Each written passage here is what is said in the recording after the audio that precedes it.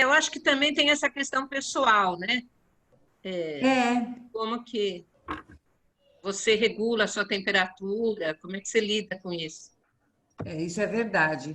E Aliás, geralmente, é uma coisa interessante para a gente conversar, não agora, que assim, as pessoas chamam febre e hipertermia como sinônimo, não são. A hipertermia ou a hipotermia está relacionada com isso que nós estamos falando. O ambiente, o seu corpo pode esfriar muito por causa do ambiente ou aquecer muito por causa do ambiente. Só que a febre não, ela mede a regulação num termostato aqui no cérebro, né? Que regula para manter uma temperatura sempre mais ou menos equilibrada, é, né? Nossa, que máximo, Então, essa eu não sabia. isso muda o fato dessa coisa de dar banho em criança com febre, ela é controvertida por isso. Você não deveria dar banho sem ter dado o remédio prescrito primeiro. Porque senão as pessoas têm medo de convulsão, aí que poderia causar convulsão. Porque você abaixa de repente e sobe de repente. E é nesse abaixar de repente ou subir de repente que pode dar convulsão. Olha. gente, essa Damares é uma enciclopédia, tem que aproveitar. Eu sou Cada enfermeira, uai. Essa foi ótima. Adorei. Damares, podemos começar? São 10h08. Podemos, claro, tem 28 pessoas, faltam umas 12, é isso, mais ou menos? Isso. Podemos começar em respeito a quem chegou no horário, né? E hoje a gente tem uma pauta longa, né? Então, Tá bom. a gente... Então, let's go. Bom dia. Bom dia, Priscila. Bom dia.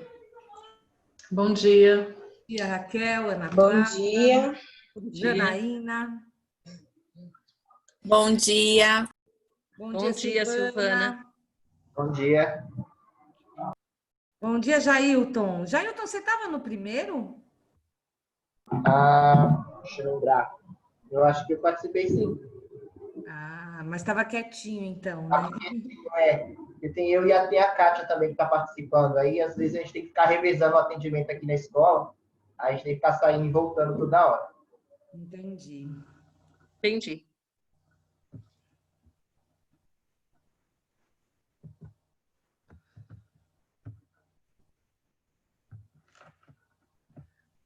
Damares, quer começar? Então, os nossos objetivos nesse encontro a gente vai querer ouvi-las, né? Ouvi-los. Talvez a gente até nem dê conta de toda a pauta, porque a gente quer ouvi-los também, sobre as atividades. E a gente vai falar quais seriam, então, as competências necessárias para pensar nisso, para formar professores, educadores, pessoas que cuidam e educam no SEI e na EMEI. Tem a das ciências pedagógicas, mas você tem a parte das ciências da saúde, da antropologia, que nos ajudam nisso.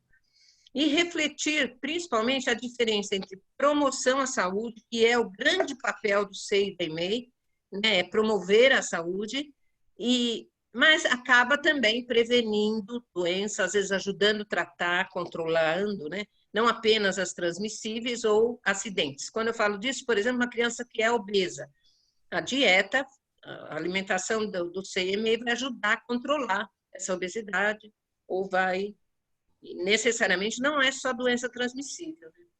E aí nós vamos retomar alguns indicadores de avaliação, algumas pessoas já mandaram questões, que com foco na prevenção do caso de doença respiratória, entre outras, o COVID. E discutir como é que vocês, talvez a gente não dê conta, pelo tempo a gente vai ter que rever, como é que vocês documentam o acompanhamento de saúde das crianças? Por exemplo, se uma criança tem ou não a vacina em dia, nós vimos aí ontem que está baixa, né? Como é que vocês documentam se uma criança nasceu prematura, ela tem um atraso, entre aspas, de desenvolvimento motor no primeiro ano, às vezes, depois ela ultrapassa, ou uma criança que tenha um problema de saúde, um mediador. Existe alguma forma de deixar documentado isso? Um acidente que ocorreu? Vamos lá. Essa foto eu tirei em Manaus, quando eu fui visitar meu filho, que trabalhou lá como médico da Marinha há um ano, E vocês veem aí um casal, eles estavam dançando, tem pessoas da cidade assistindo, como eu, e eles estavam fazendo uma dança indígena com um bebê no colo. E é interessante que vocês vão ver que esse bebê está de fralda descartável. É interessante como uma mistura aí, né, dos cuidados da mãe com o peito de fora, esse colar, né? Depois eu pego esse bebê no colo, muito interessante. Então, hoje nós vamos começar por um alimento cultural relacionado a esses primeiros brasileiros, né, os reais brasileiros, retomando depois, brevemente, o encontro anterior com as tarefas, né? E vamos discutir um pouquinho aquilo que eu falei, as competências para cuidar, os conceitos básicos e como é que vocês estão nesse projeto de avaliação aí, de implementação dos indicadores selecionados e sobre a documentação para a saúde. Então, eu vou passar a fala para a Lucila, que vai ler o nosso alimento cultural. Bom dia, gente. É uma honra poder fazer essa leitura. Eu adorei quando a Damares me apresentou, porque ela traz grandes reflexões para a gente poder olhar, e a gente vai discutir um pouco sobre isso depois da leitura. E o texto que eu queria ler para vocês é Os Pelados e os Peludos. A gente tem essa foto que ilustra o livro, que é uma foto do descobrimento, né, de quando os portugueses chegaram ao Brasil e são recepcionados pelos índios. E o texto que a gente selecionou para ler como alimento, ele está nesse livro, né, que é um livro do Eduardo Bueno. A Damares está com ele aí em punho para mostrar. Estou com ele aqui na mão. Né, que se chama Passando a Limpo. E eu gosto da ideia do Eduardo Bueno, que é jornalista, escritor, né, do jeito com que ele escreve sobre a história do Brasil, né, que faz a gente ter um outro olhar, né, para a história que a gente acaba sendo nos passada na escola. Né? O Eduardo Bueno, ele é youtuber, ele comanda um canal chamado Buenas Ideias no YouTube, que narra a história do Brasil de uma forma descontraída. E vamos lá na história. O Brasil descobre a sujeira. Deixa eu só diminuir aqui, porque senão eu não consigo ler. Só um minuto, gente. O Brasil descobre a sujeira. Os homens peludos estavam na proa. Os homens pelados estavam na praia. No instante em que se encontraram, no alvorecer de 22 de abril de 1500, o Brasil entrou socialmente no curso de história. Os homens peludos vinham do leste a bordo daquilo que os homens pelados julgaram ser montanhas flutuantes. Após 44 dias em alto mar, os peludos estavam fatigados e imundos. Embora, como se vera, sua sujeira não estivesse ligada apenas àquela cansativa navegação. Os pelados também tinham vindo do leste, mas haviam chegado àquela praia de areias faiscantes havia mais de 15 séculos.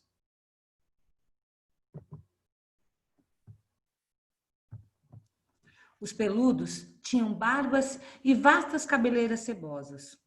Os pelados não estavam apenas desnudos, mas depilados. Os barbudos, quase todos eram gordos ou magros demais, e seus dentes, quando os tinham, estavam cariados. Os depilados exibiam dentes alvos, bons rostos e bons narizes, cabelos corredios e bem lavados, troncos, pernas e braços musculosos. Os barbudos raramente tomavam banho, mas a óbvia ausência de chuveiros em suas embarcações nada tinha a ver com aquilo. Mesmo quando se achavam em sua terra natal, costumavam lavar-se de corpo inteiro apenas 2 vezes por ano. Já os depilados pareciam anfíbios. Banhavam-se nos rios, nas cachoeiras ou no mar de 10 a 12 vezes por dia. Não havia mulheres entre os peludos. Elas haviam ficado em casa, a milhares de quilômetros dali, com seus afazeres e seus muitos pelos. Para a sorte delas, julgava-se que a presença feminina a bordo dava azar. Já os pelados, que se amontoavam na praia, obra de 60 ou 70, eram de ambos os sexos, E as mulheres exibiam suas vergonhas tão altas, tão cerradinhas e tão limpas das cabeleiras que nós, de as muito bem olharmos, não tínhamos vergonha alguma. Os peludos eram portugueses e estavam sob o comando do rígido capitão, que atendia pelo nome de Pedro Álvares Cabral. Os pelados se autodenominavam tupis, os primeiros em sua língua. E os portugueses julgaram que eles não tinham nem fé, nem lei, nem rei. De seu encontro e futuros desencontros nasceria o Brasil.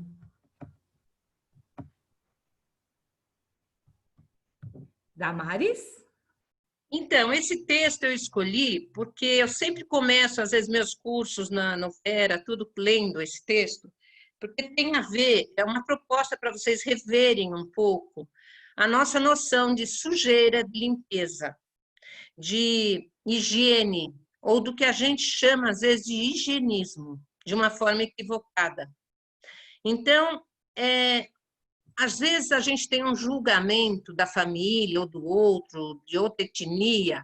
Por exemplo, o meu texto que eu escrevi sobre os piolhos, lá em resposta ao Covas, que falou que as escolas não seguravam nem o piolho, e aí me provocou, já tinha aquele texto escrito, então eu publiquei ele no site do Avisa, e vocês vão ver que tem lá uma pergunta de uma coordenadora pedagógica, ao fim de uma palestra minha, que perguntou o que ela fazia com uma família que a avó comia piolho. Então, às vezes, a gente julga, ela chamou de comer, depois eu entendi que aquilo não era comer, o que ela estava chamando de comer, é um fenômeno que chama grooming, né? E que todos nós praticamos, quando a gente gosta, às vezes, disso, encontrar o marido, o colega, companheiro e tirar um cravinho, a gente ficar tirando pelo do cabelo, isso é grooming, que é uma coisa relacionada ao afeto, à necessidade do contato humano. Os primatas têm isso, os indígenas têm muito isso, e a gente, no nosso julgamento, às vezes a gente fala alguma coisa desse tipo, ela come piolho, que horror, né? Então, a gente precisaria entender melhor, ouvir melhor, compreender mais a origem daquilo que a gente está julgando numa conduta um pouco que a antropologia nos ensina. Eu falo antropologia porque minha orientadora era antropóloga, eu fiz antropologia da saúde. Então, meus 2 estudos com modelo antropológico. Então, na antropologia, você deve conhecer o diferente, tentar se familiarizar com ele, compreender a lógica dele, para depois voltar para aquilo que lhe é familiar e poder negociar. Então, às vezes, uma família tem uma prática, a gente julga de cara com os nossos valores. Então, atender nossos valores culturais e a gente pode cometer alguns erros, né? Então, como é que a gente vai construir aí uma parceria com as famílias em relação aos cuidados, principalmente agora nessa questão do Covid, se a gente não tentar compreender a lógica delas ou o contexto delas? Porque quando a gente fala de promoção, prevenção de saúde, a doença não é uma coisa natural, como eu respondi para uma pessoa que questionou, ela é determinada socialmente. Então, se uma família, umas crianças sempre tem piolho, eu tenho que olhar para isso e tentar entender qual a causa. O buraco pode ser mais embaixo, como diz uma amiga minha, pediatra, que eu escrevo lá no texto, cito lá no texto o nome. E, geralmente, tem um problema mais grave atrás de uma criança que não sara do piolho. Como eu tenho um caso, que acho que está aí em algum lugar, de um menino que teve 1 ano de sarna, de uma creche pré-escola que eu fiz minha tese de doutorado, e só quando eu aceitei, fui conversar com a mãe, para minha entrevista até, que ela me contou uma história que ela nunca tinha contado na creche por medo. Ela não associava a sarna. Eu associei como técnica no assunto, porque eu perguntei para ela onde ele dorme. Porque se uma criança não sara de uma sarna durante 1 ano, e ela vai no médico, ela traz a receita, ela usa o remédio, aonde ela está se infectando? E aí eu tenho que perguntar onde ela dorme, tem a ver com o colchão. E o tio dela era preso, e ele tinha indulto de Natal, e quando ele vinha, ele dormia no colchão do menino. E não sei se vocês sabem que a sarna Na prisão, ela é mais grave, por causa das condições de vida ali, são muito precárias, ela é mais resistente. Sem este conhecimento, eu nunca superaria a questão do menino. Eu tenho vários casos complexos do Sei Grão da Vida, que eu acompanhei, todos permeados, mais difíceis, por uma história complexa. Então, não adianta eu julgar e achar que a mãe é desleixada ou é negligente, eu preciso ver a causa, né? Então, vamos lá? Damares, a Kátia falou exatamente uma coisa mais ou menos como essa, né? A Kátia falou assim, o julgamento acaba sendo um hábito muito mal usado. Ele muitas vezes acaba sendo mais rápido do que a reflexão. Né? Se a gente for refletir um pouco sobre esse texto, eu fico pensando, a gente tem mania de querer adotar, né, de exportar coisas da Europa, né? O que é de fora sempre é melhor para a gente. E a gente estava comentando do banho, porque eu estou de cabelo molhado, enfim, e saber que o banho é uma herança dos índios, né? Isso e também, né, Lucila, a gente tem uma noção, vou dizer uma coisa que é importante, tem a ver com a troca de fralda até. Vocês sabiam que uma pele da criança, ela não é igual à do adulto, ela é muito mais porosa, e que hoje, eu fui professora disso, acompanhei, implantei residência de neonatologia, a pele do recém-nascido, por exemplo, ela não é boa para tomar banho todo dia, ela não deveria, a gente vai fazer mal. Então, esse conceito também de banho diário que a gente tem, claro, eu não estou dizendo que não possa, mas ele não está necessariamente relacionado à saúde, a bem-estar. Por exemplo, um idoso, ele não deve tomar banho todo dia. Então, esse julgamento de limpo e sujo que a gente tem, quando eu falo não deve, ele pode, tá calor, mas a pele dele, ele não tem o manto lipídico, como o bebê. Por exemplo, um bumbum da criança, que eu passo muito aquele lencinho com muito sabão, ele pode ter assadura. Né? Eu tenho que remover com a água morna, né? Porque ele é poroso, ele entra mais, e a pele do idoso tem menos manto lipídico, que a gente chama, que é essa gordura natural da pele. Então, às vezes, a gente tem uns conceitos que é da nossa cultura, mas não está necessariamente embasado nas ciências da saúde. Né? Essa noção de limpeza que a gente tem, ela é mais estética, né? O que é sujo, o que é limpo. Isso é uma coisa que a gente precisa ter clareza. Por exemplo, eu posso ter uma coisa extremamente limpa e contaminada, cheia de micróbios, contaminada, cheia de micróbios. Então, agora a gente precisa tomar cuidado com isso. Então, o que eu considero limpo, o que eu considero sujo da perspectiva da saúde, né? Não sei se eu fui clara, não estou falando contra... É preciso tomar cuidado de entender o que é cultural e o que é baseado nas ciências da saúde. Então, falando disso, quando eu vou promover a saúde, por exemplo, nós temos um SEI, que aí na Zona Sul, eu não sei se ele faz parte de Capela ou de Campolim, eu não sei, Parelheiros, que é indígena, né? Que tem uma população indígena, só que é uma população indígena mais próxima da cidade. Então, ela já está, como eu falei, aquela criança na dança, irmãzinha dessa que está sentada aí comigo, acho que é irmãzinha, não, é da mesma etnia, não é irmãzinha. Eu estava aí visitando meu filho em Manaus, acho que 2015, janeiro de 2015, se eu não me engano. E, então, as práticas culturais de cuidado desta criança na aldeia é diferente das práticas culturais, mas ela já está da minha na urbana. Né? Então, eu tenho que perceber que tem diferenças e práticas que eu vou ter que negociar. Isso é negociar. Tipo assim, eu tinha uma criança na creche que a mãe era de uma religião afrodescendente que tinha que, ou era espírita, eu não entendo direito, que tinha que fazer amarrar o corpo, como se fosse uma proteção. E a gente negociou com ela se ela podia amarrar esse corpo em casa e não quando ela estivesse na creche, porque dificultava. E aí, tudo bem, negociamos. Como eu tenho na minha tese um caso de uma criança que usava um tatuá dentro da roupa com alfinete. E a professora ficou muito incomodada com aquilo, por uma questão religiosa.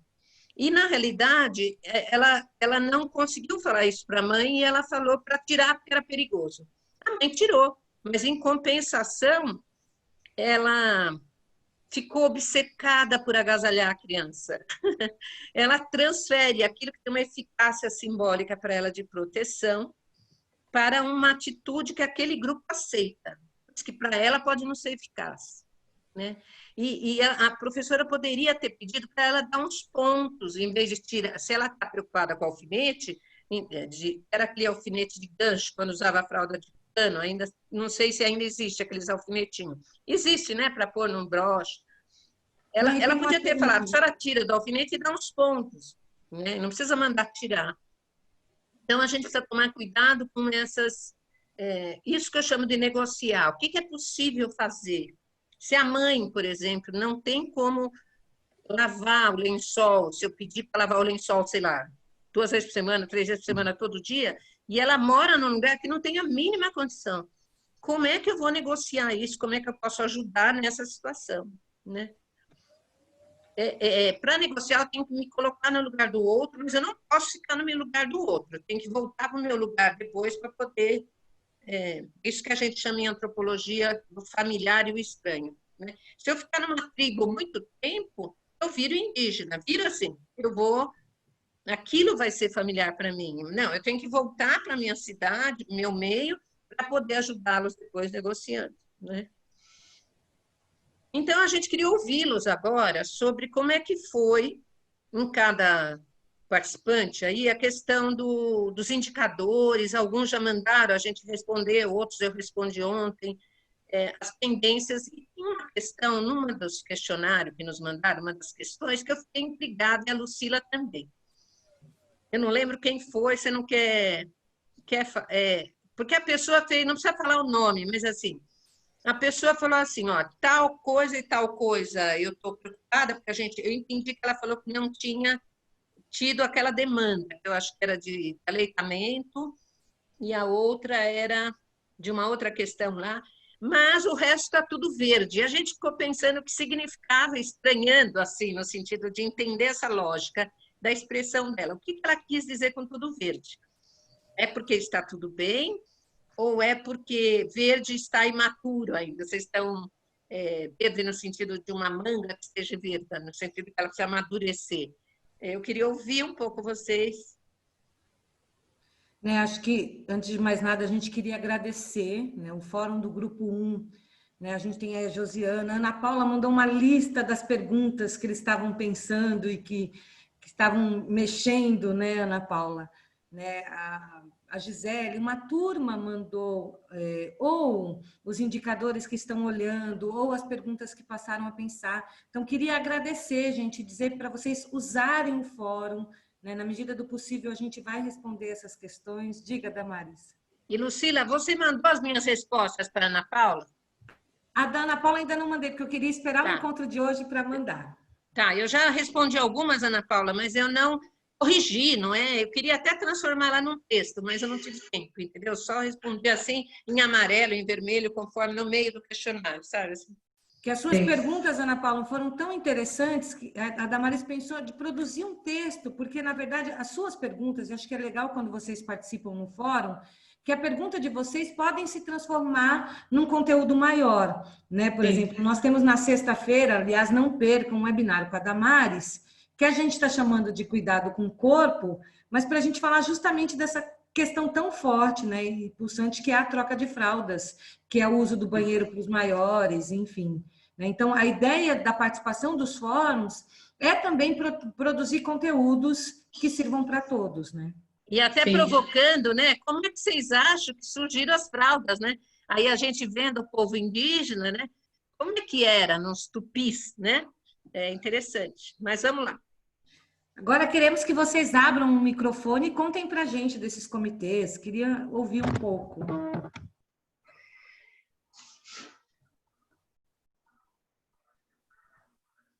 Oi, bom dia. Bom dia, Silvana. Tudo bem? Tudo beleza. Então, na verdade, esse comitê, esse curso, enfim, veio para mexer com a gente em todos os aspectos, né? Para realmente fazer a gente refletir sobre práticas que nós não tínhamos e aperfeiçoar aquelas que nós achávamos que estavam boas. Nós tivemos até agora 2 encontros, né, 2 comitês, em ambos com os profissionais da saúde, e posso dizer assim que vem sendo uma experiência riquíssima, maravilhosa para todos. É uma pena que todos os funcionários, né, não possam participar, mas já entendi aí que nós seremos aí os multiplicadores dessas informações. E o texto que vocês compartilharam conosco aí da Damari sobre os indicadores, vários a gente não atingimos assim a totalidade, tem muita coisa ainda para a gente aprimorar, mas a gente está caminhando aí, posso dizer que caminhando bem.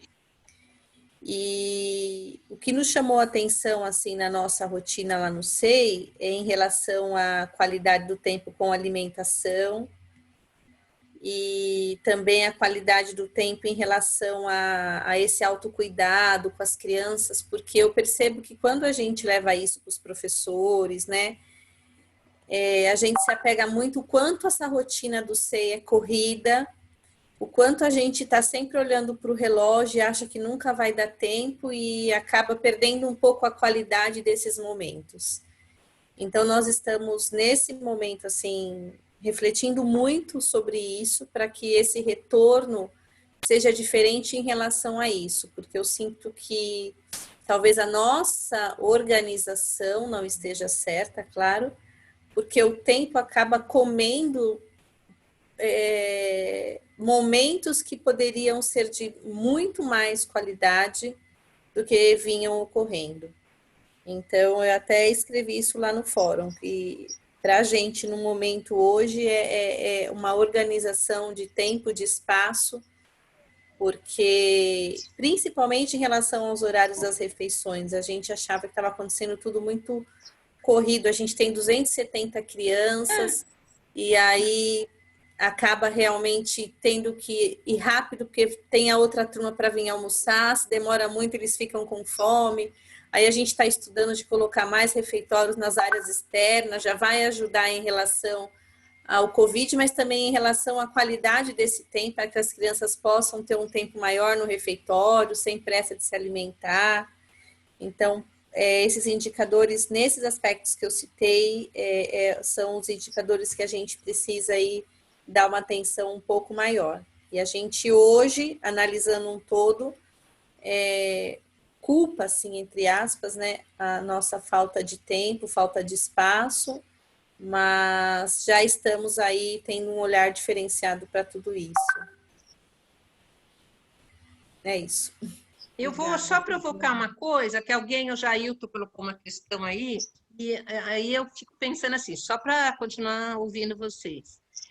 Se o nosso tem a questão de 270 crianças, é bastante, eu acho que tem a proporção de criança que a gente vai ter que negociar com o tempo aí, com o serviço público. Mas tem uma coisa que é uma questão minha, se tem uma questão do valor, né? Aquilo que na sociedade, do mesmo jeito que os portugueses não tinham mulheres que davam azar, o cuidado está muito relacionado a uma coisa das mulheres, a uma coisa menor, uma coisa que qualquer um faz. Uma coisa de escravo, né? Então, quanto mais próximo do corpo e mais sujo, veja os hindus, tem uma coisa relacionada às castas, né? Tem as castas mais superiores, que certas práticas são das castas inferiores, que é um pouco o Brasil escravocrata, né? A Casa Grande Senzala também. Então, a gente teria que refletir um pouco sobre isso, aquelas coisas que são consideradas menores, mas que na educação infantil não é, né? Tem um valor. Você pega a medicina e a enfermagem. É muito forte isso, né? Agora estamos mudando, né? Agora tem mais homens na profissão, agora tem um outro valor. Porque um hospital, por exemplo, não teria nenhuma cirurgia, sucumbiria sem enfermagem. Mas tem um valor, que a enfermagem é a arte e a ciência do cuidado. É a mesma coisa. Será que a gente, entre o educar e cuidar, a gente tem um valor menor para o cuidar? Mas é só para provocar. Vamos lá.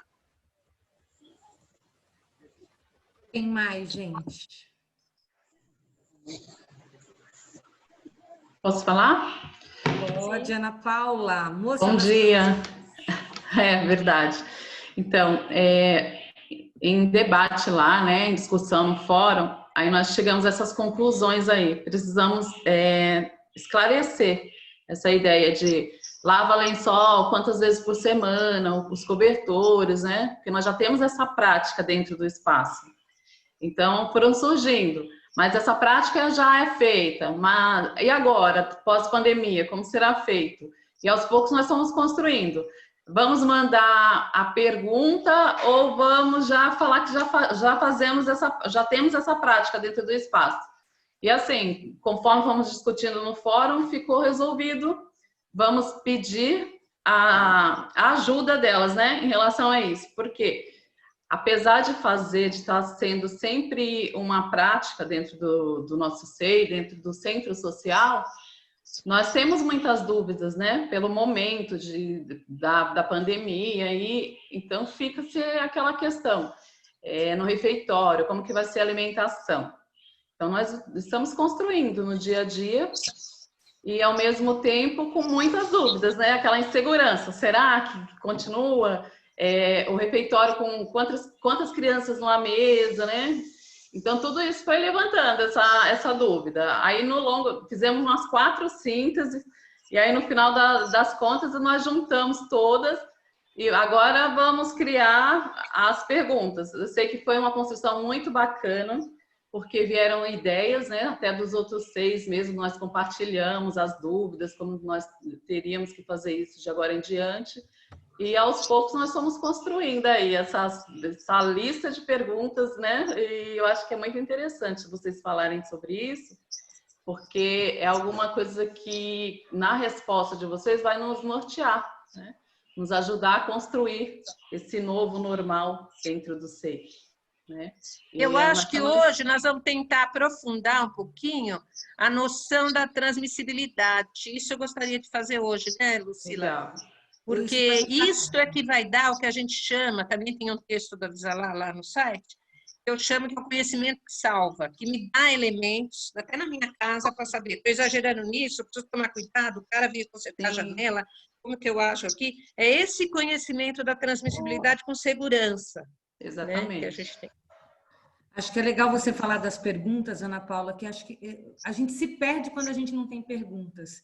Né? Porque as perguntas elas vão movimentando o nosso pensamento, acho que isso é bárbaro. Né? A Ana Hélia está dizendo que ontem que o comitê está caminhando e que ontem o pai se manifestou em participar. Né? Eu vi no fórum que alguns SEIs e algumas EMEIs estão incluindo os pais, e isso é bárbaro. Né? Acho que o comitê ele vai ser fundante com a participação das famílias, né? E dos outros especialistas, da nutricionista, como vocês tinham apontado. Quem mais, gente? Eu levantei a mão aí, deu para ver? Josiana, né? Não, eu não vi. Minha mão ficou azulzinha aqui. Que eu não estou acostumada com essas mãozinhas assim. Então, lá no nosso SEI, a gente trabalha no SEI Girassol, e a gente já fez essa reunião com o nosso comitê, a gente eu sou a coordenadora pedagógica da Ana Hélia, que acabou de se comentar agora, do paizinho, que se pronunciou em fazer parte do grupo. Né? A nossa angústia maior lá no nosso SEI é que a gente, antes da pandemia, a nossa estrutura física já era muito comprometida. Né? E quando eu digo comprometida, é em todos os sentidos, tanto nas salas, devido à ventilação, no próprio refeitório, que não tem ventilação, a cozinha, para você ter uma ideia, não tem janela. Então, realmente, é uma estrutura bastante debilitada. E aí a nossa própria supervisora falou, olha, se vocês não conseguirem um outro prédio para vocês, enfim, mudarem, até o retorno, eu não vou assinar o protocolo. Vocês vão ter que ter... a quantidade de crianças aqui terá que ser muito reduzida. Né? Então, isso gera uma angústia muito grande em toda a equipe, porque ela até disse assim, olha, o SEI Girassol é um SEI muito conceituado no pedagógico. A gente percebe que vocês têm toda uma estrutura pedagógica com as crianças no sentido de alimentação, dos projetos, enfim, a gente trabalha muito com materialidades, temos esse olhar muito atento de toda a equipe. Porém, a nossa estrutura física não é boa. né? Então, isso gera uma certa angústia mesmo, né? A gente está procurando, a gente está em fase de achar um outro local, se Deus quiser a gente consegue, né? Enfim, mas esse olhar do cuidar e do educar sempre teve muito presente no nosso seio.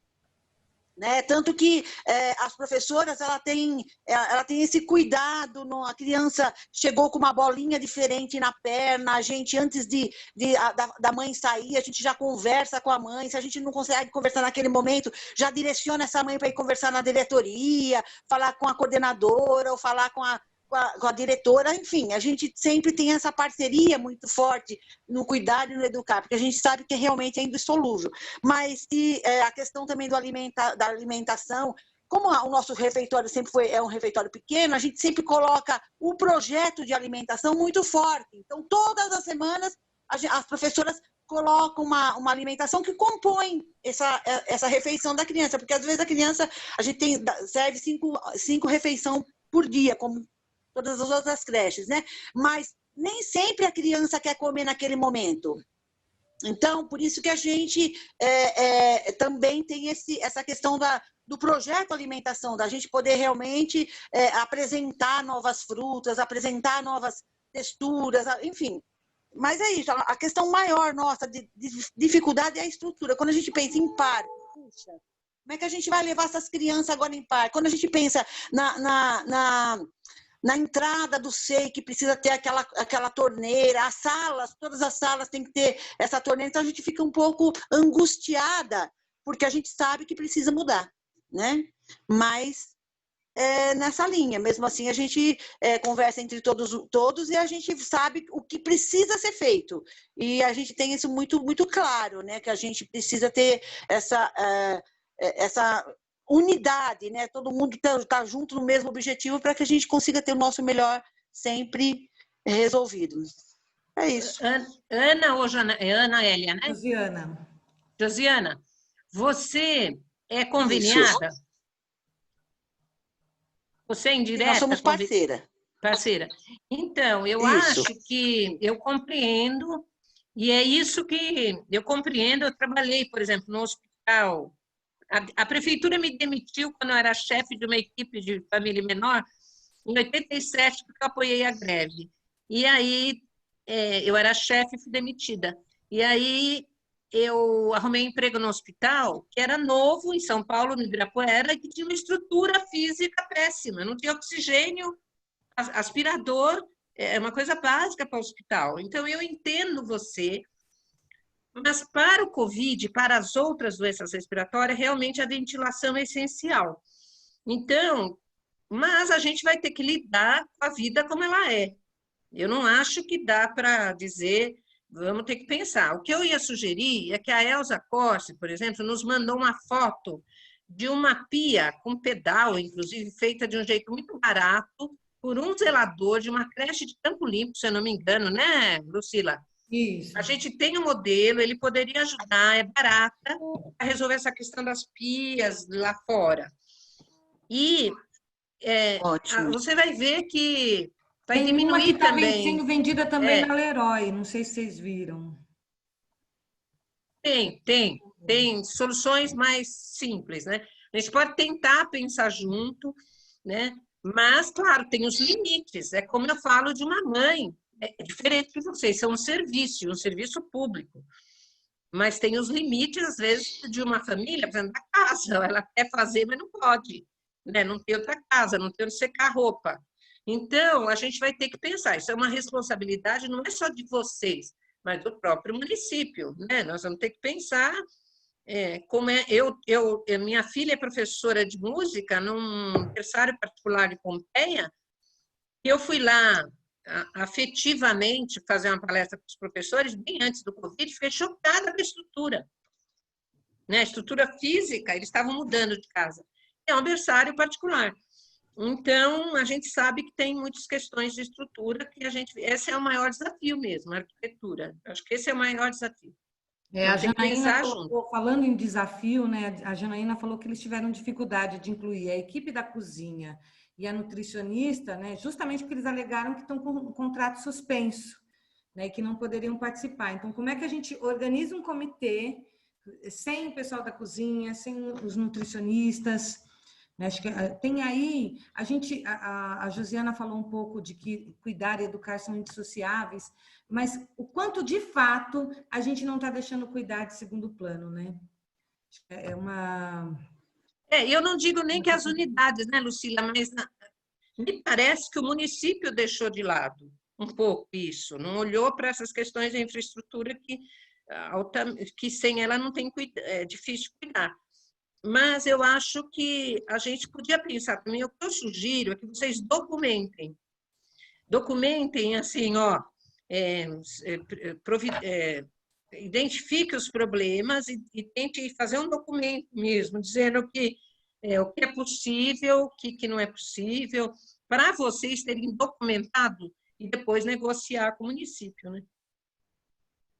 Claro que a própria instituição tem que se proteger, porque ela tem um contrato aí com a prefeitura, mas acho que é isso, né? E uma coisa que eu fico chocada, os próprios CELs, né? Eu fico muito impactada como é que o CEL constrói uma creche que tem que subir de elevador lá em cima, né? Por que esse projeto arquitetônico moderno, bonito, não pensou nessa questão?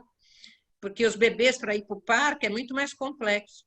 Então, não é uma questão só, é uma questão de arquitetura brasileira sobre 6, de creches, eu vou chamar, né? A arquitetura brasileira ainda está ruim em pensar o cuidado, né? Eu visito creche em outros lugares do mundo, isso está pensado. Por que o Brasil não pensa nisso?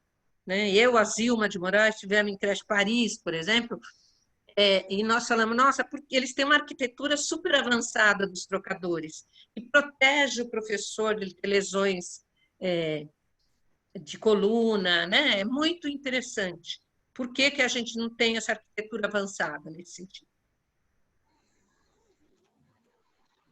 Acho que a gente tem que fazer uma carta aos arquitetos. Por exemplo, A Andréia colocou que os nutricionistas e supervisores da prefeitura estão trabalhando e que todo mundo pode entrar em contato com eles para cadastro de vistoria. Peraí. Pode entrar em contato conosco para apoiar os comitês. E a própria Elza Costa falou isso ontem, numa reunião que nós tivemos, que as nutricionistas vão começar a participar dela, né? Elas também participaram de uma reunião comigo, antes desse projeto existir, elas participaram todas de uma reunião comigo que a Matilde organizou. Mas eu acho que tem também uma coisa que eu ia falar para vocês, que é muito importante, eu vivi isso outro dia, quando um grupo daqui, eu fiz uma live com um grupo daqui, eu não lembro se a pessoa está aqui agora, a Rafaela não, a Bartira, com um posto de saúde próximo. O que eu percebi ali, conversando com o dentista, ao vivo, e o diretor do posto? Que às vezes eles não têm noção do que nós estamos falando de educação infantil. Quando eu estou falando de parceria, eu não estou falando só do dentista ir lá tratar os dentes das crianças. Eu estou falando do dentista pensar comigo como eu guardo a escova de dente, como eu desinfeto a escova de dente.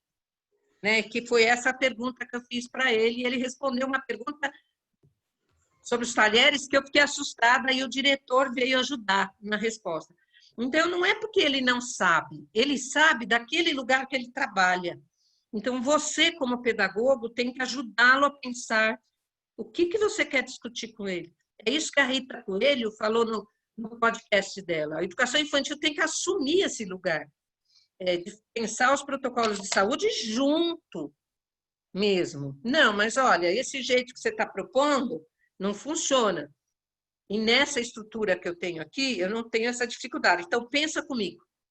É isso que eu falei no começo, de duas culturas que se encontram. A cultura do posto de saúde com a cultura do pedagógico, da educação infantil, eu tenho que pensar junto, que é o papel que eu tenho feito todos esses anos. Eu tive que aprender a língua tupi, eu estou brincando, a língua tupi do pedagógico, para conversar com vocês. Eu tive que aprender e ler questões do pedagógico. Senão eu não conseguia entender e negociar com vocês e ajudar. É outra língua, né? Do enfermeiro, do pedagogo, do médico. Vocês têm que ocupar o seu espaço aí, né? E falar, não, eu não quero só que venha pesar e medir as crianças aqui, leva o peso embora e eu não sei o que vocês vão fazer com isso. Eu quero que você pense comigo a troca de fralda nessas condições. Eu quero que você pense comigo a prevenção das doenças respiratórias nesse prédio. Você pode me ajudar? Você tem alguma ideia? Isso é negociar duas culturas, a cultura da saúde e a cultura da educação, né? Porra, ajudou bastante, nossa, muito. Vamos lá, Damares? Então, a gente queria, não tem mais questões, a gente vai, então, começar no próximo, falar das competências para o cuidar. Mas eu queria pular um pouco, viu, Lucília? Eu decidi agora pular um pouco. Pode deixar, eu vou e você me diz onde eu paro. Eu queria falar da transmissibilidade, tá? Mas antes, volta um pouquinho. Volto. Um outro. Não, o próximo. Ó, a gente está na retomada do encontro, vai para a competência, conceitos. Aí. Os conceitos? Então, na promoção à saúde, aí. Na realidade, quando eu falo promoção à saúde, que o SEI e a EMEI fazem é ajudar o serviço de saúde a promover a saúde. E, segundo a Organização Mundial de Saúde, o que é promover a saúde? É empoderar. O que é empoderar? Vem do inglês de empowerment, eu não sei se eu estou falando correto. Empowerment, dar poder aos sujeitos da comunidade. Então, com a informação, com o pensar junto, como eu expliquei, pensar junto com aquela mãe que tem uma situação, com aquele pai, eu tenho que pensar junto a solução de um problema, por exemplo, esse da creche do SEI que falou agora, ou de outros, né? E a interdisciplinaridade. O que é interdisciplinaridade? Quando a gente trabalha com um objeto que eu quero dizer um conhecimento complexo, que é o crescimento e o desenvolvimento de uma criança relacionado à aprendizagem dela, às aprendizagens, ele é muito complexo e ninguém sabe tudo. Então, eu recorto como uma disciplina e estudo enfermagem, que vai estudar o cuidado. O médico recorta e vai estudar o diagnóstico e tratamento das doenças. O pedagogo recorta e vai estudar como conduzir a pessoa, é isso, né, que é a pedagogia? Como conduzir os processos de aprendizagem. Isso compõe, mas eu tenho um olhar, uma perspectiva que eu preciso juntar com o teu olhar. Sabe aquele o teu olhar melhor o meu? Né? Então, eu vou juntar com o dentista para pensar junto com ele. Eu já dei um exemplo aqui. Às vezes o dentista usa os objetos para ensinar as crianças a escovar o dente, que ao olhar da criança, como a menininha de 3 anos falou para mim, ela perguntou se era do dinossauro aquela boca. Por quê? A saúde está usando um jeito de educação para a saúde que não bate como uma criança pensa. Vocês que têm que ensinar a saúde como a criança pensa, não é com teatrinho de fantoche, não é com cartaz de piolho que eu previno piolho. Né? Então, como é que eu penso junto com o médico, como é que eu penso junto com... A gente tem que ocupar o nosso espaço para pensar junto o que é complexo, que é o cuidar e educar da criança. Então, dar poder, eu preciso dar poder, dar conhecimento, eu preciso pensar interdisciplinarmente, só um setor não dá conta, e eu tenho que pensar em intersetorialidade. Então, nenhuma disciplina, nenhuma profissão dá conta sozinha, nenhum setor sozinho dá conta. E a equidade. O que é a equidade? É dar mais para quem precisa mais, quem tem menos. Então, aquela criança que mora na rua, eu posso fotografar e mostrar para vocês uma família que eu estou aqui há 10 anos, nesse bairro, e que eu fotografo embaixo do viaduto. Eu sei que eles têm casa, que frequenta a creche, escola, no seu bairro, mas eles ficam aqui, acampam aqui, a avó, a semana toda embaixo do viaduto, porque os pais são catadores de lixo aí. E as crianças brincam, fazem lição, tudo embaixo do viaduto.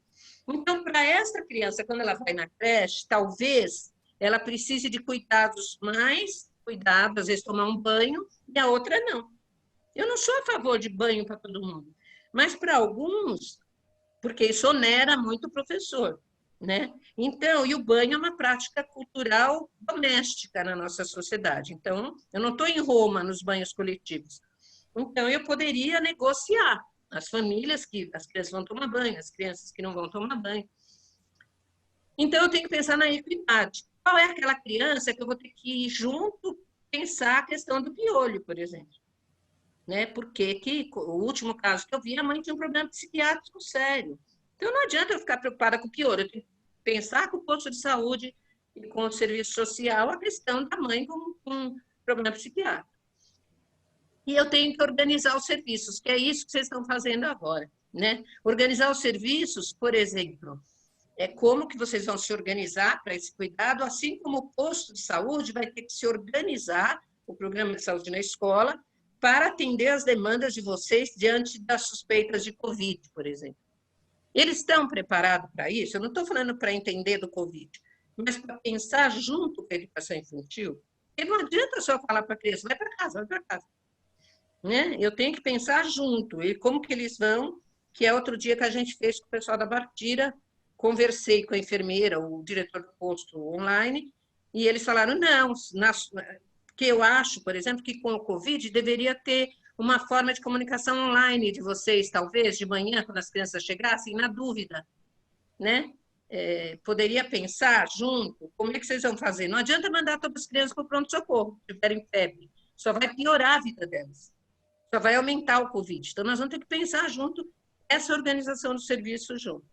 Isso aqui não fui eu que criei, a Organização de Saúde, há muitos anos atrás, falou que esses são os critérios para se fazer promoção à saúde. Esses são os indicadores, vamos dizer, indicadores não, os componentes. Né? Vamos lá?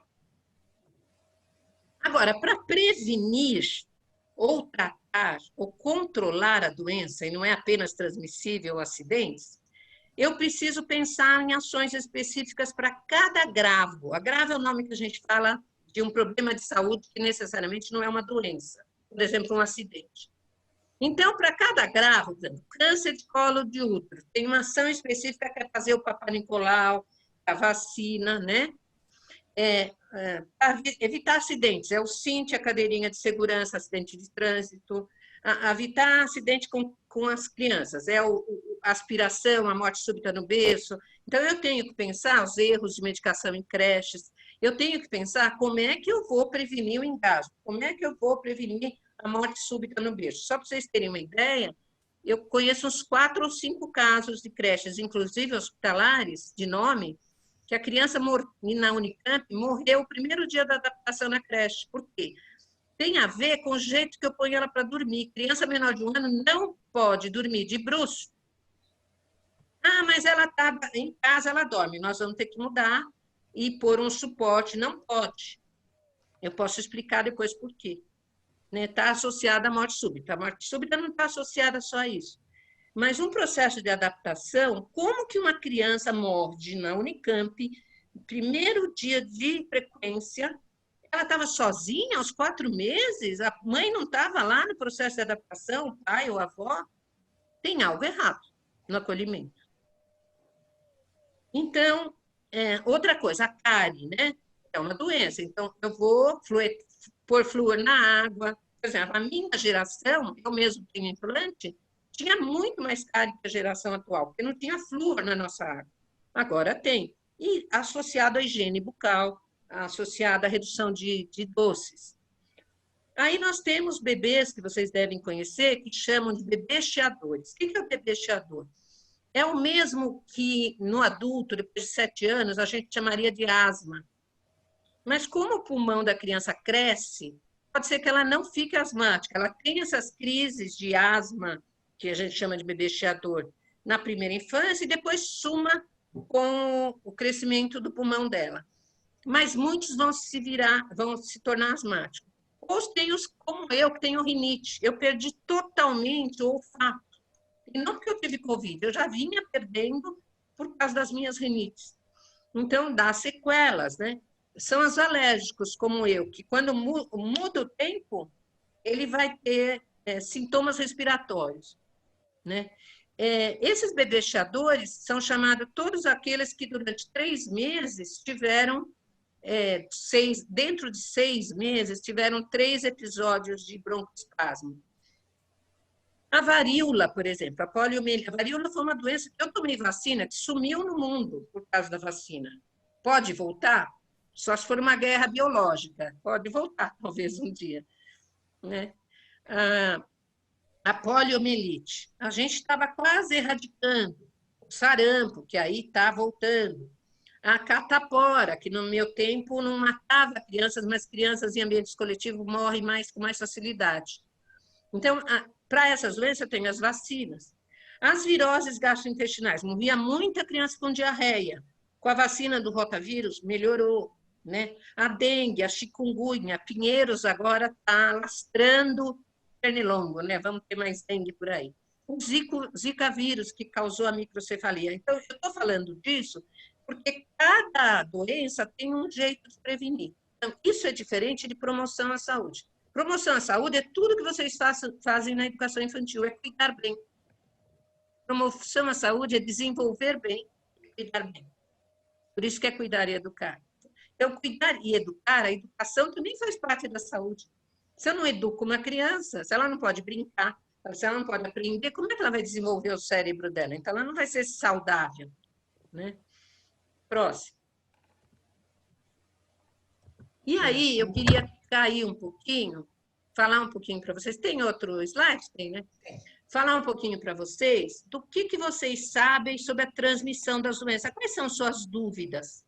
Eu esnobei vocês aí, pus uma foto minha em Londres. Eu não sou tudo isso, não, viu, gente? É que depois de um tempo eu consegui viajar um pouquinho.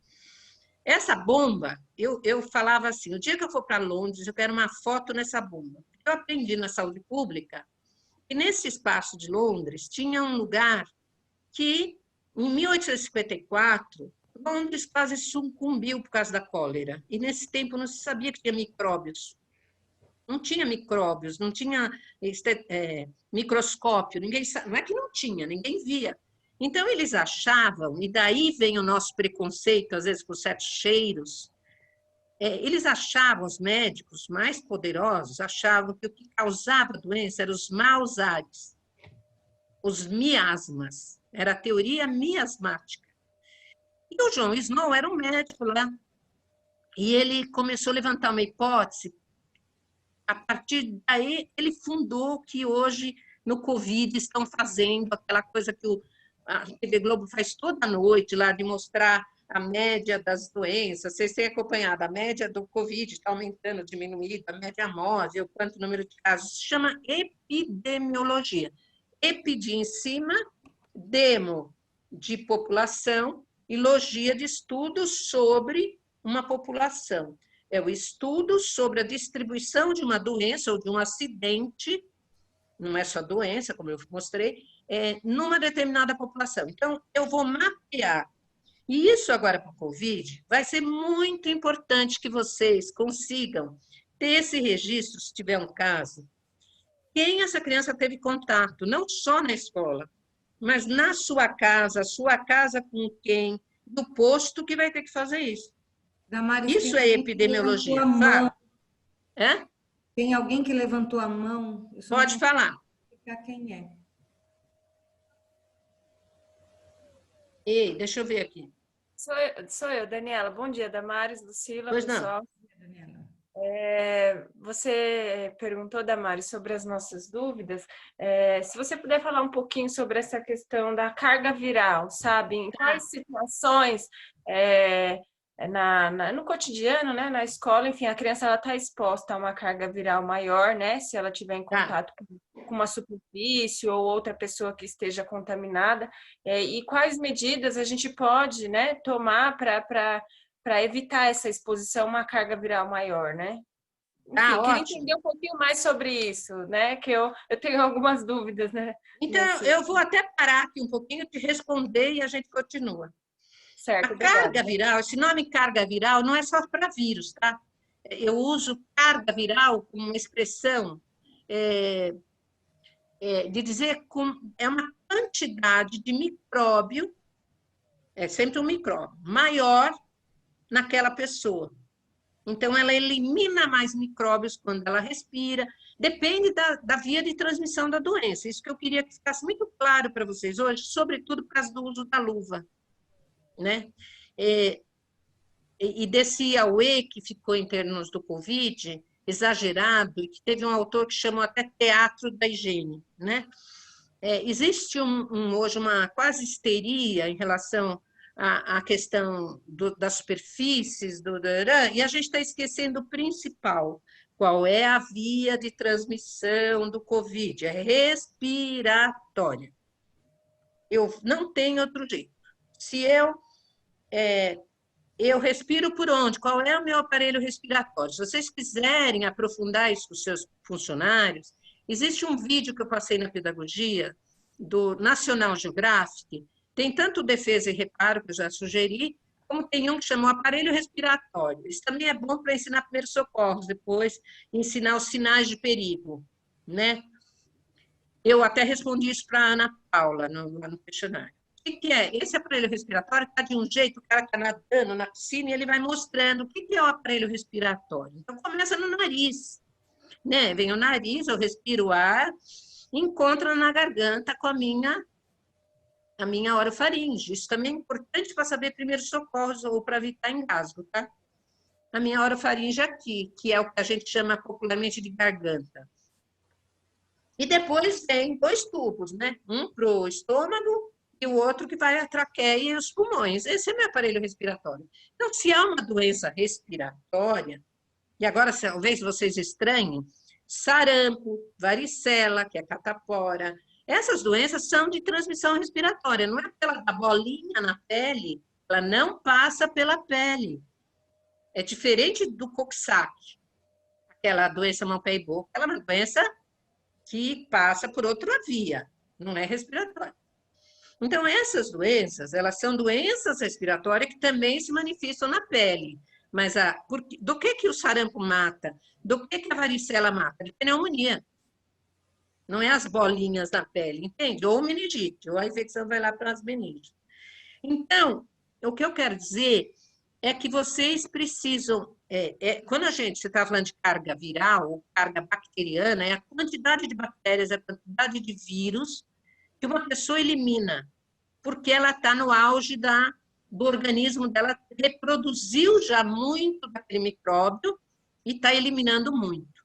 Então, tem um momento da doença que aumenta a carga. Então, uma pessoa doente em casa de Covid, ela vai ter que ter o isolamento, um cuidado com a roupa, um cuidado com as superfícies, muito maior do que numa casa que não tem uma pessoa doente.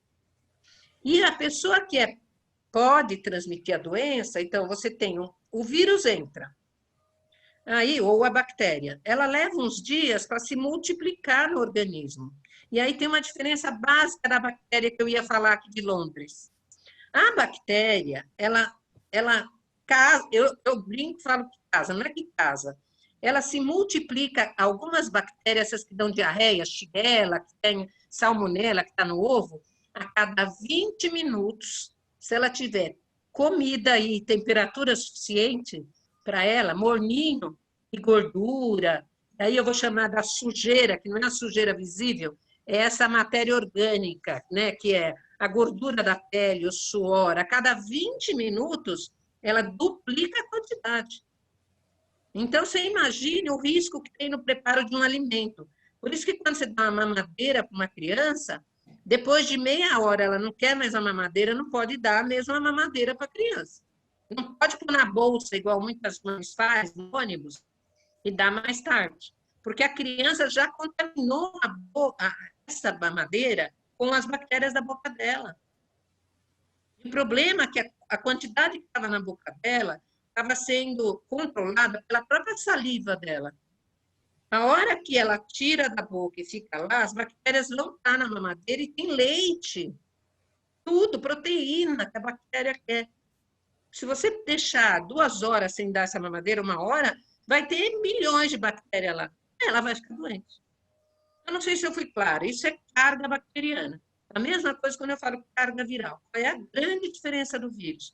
O vírus tem, graças a Deus, ou o universo, ou a ciência, ele não multiplica fora do organismo. Se o Covid multiplicasse fora do organismo, nós estávamos ferrados. Ele precisa invadir um homem, no caso, para roubar um DNA da célula dele e poder entrar no organismo e se multiplicar.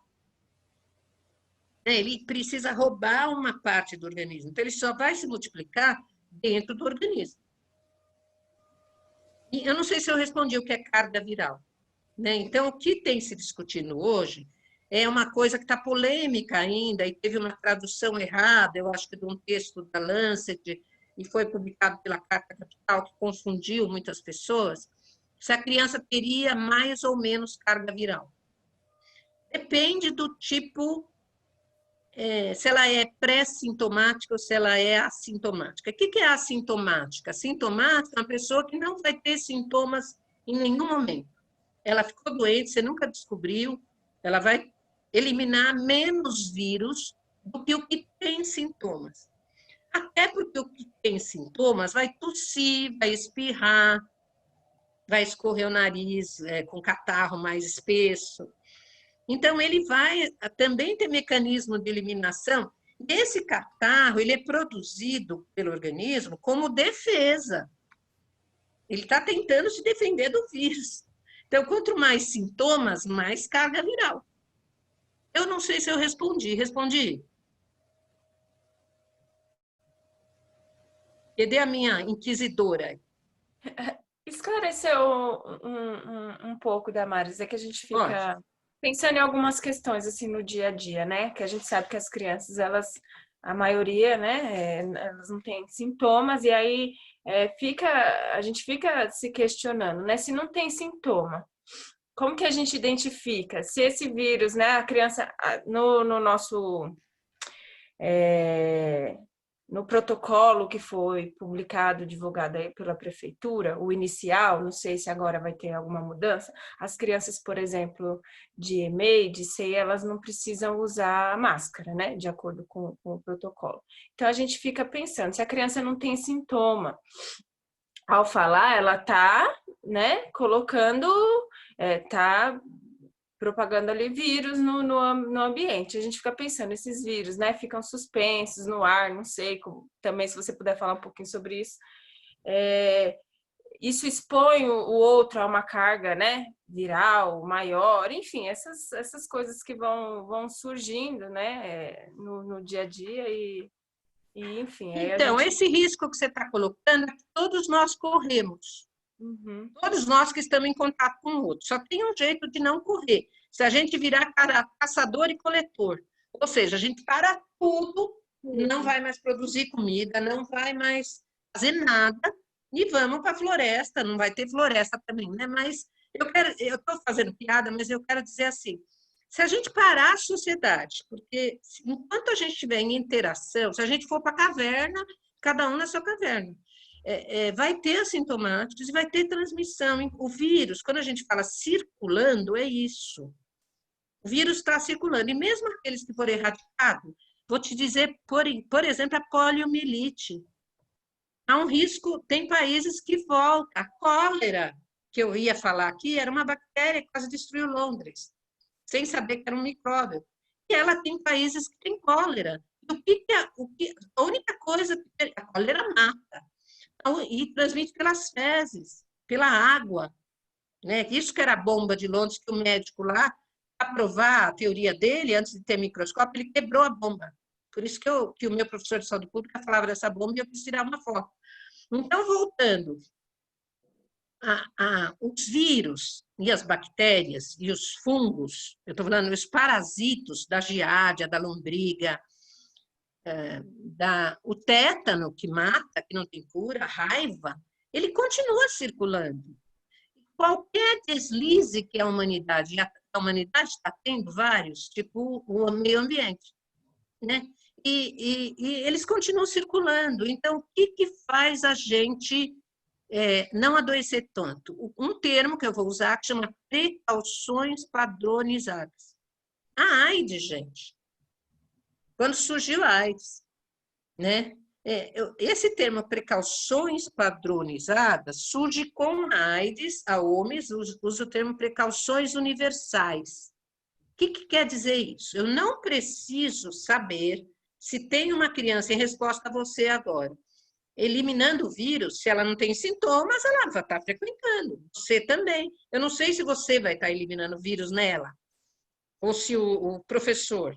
Eu não sei. Vai depender de um acordo com as famílias e vocês, a gente, de evitar ir na balada, evitar ir na 25 de março, evitar tomar cuidado ao ir né? E parece que os jovens, esse é o grande erro para mim da prefeitura de São Paulo e do estado. Como assim voltar para o ensino médio? O ensino médio é o que mais transmite. São os jovens, está provado. São os jovens que levaram para as crianças nas casas. Os 16% que deram positivos acima de 4 anos foram os irmãos jovens, os primos jovens, os pais trabalhadores que levaram, eles não estavam na escola.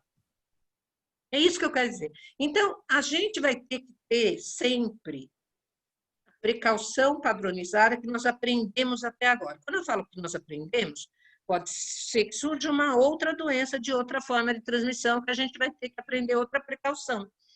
Mas o termo precaução padronizada, que está no capítulo do meu livro, até sobre higiene em creche, escrito em 2004, né, eu posso dar o capítulo para vocês, eu estou reescrevendo um outro material, eles dizem isso, o que a educação infantil tem que ter como precaução padronizada? O que é isso? Eu tenho que ter esse cuidado com todo mundo sem saber que quem está transmitindo. Se eu ficar esperando a doença, quando a minha precaução chegar, o buraco já está mais embaixo. Por exemplo, eu tenho surtos. O que é um surto? 2 casos de qualquer doença transmissível na escola ou não transmissível, 2 acidentes iguais ou parecidos. Ele é para você ficar alerta. Vai investigar o que está acontecendo. Por que 2 acidentes no parque no mesmo brinquedo? O que tem esse brinquedo? Por que 2 crianças com catapora? Como é que está a imunização delas? Porque agora tem vacina, antigamente não tinha. Né? Então, na tese da Eneida, crianças de SEI já morriam mais de catapora, não chamava SEI na época, né? Já morria mais de catapora crianças que frequentavam creche, transmissão respiratória. E só parou de morrer quando a saúde começou a fazer vigilância e pedia para vocês avisarem no primeiro caso. Aí vocês avisavam, eles iam lá e vacinavam. No começo não tinha vacina para todo mundo, era só para a creche ou para EMEI. Não sei se alguém lembra disso.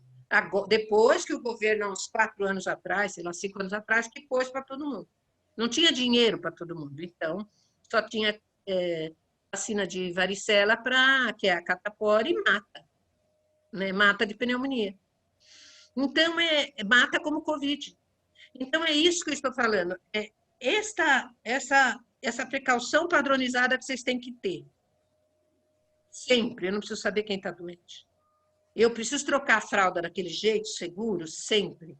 Eu preciso lavar a mão sempre. Eu preciso ventilar sempre.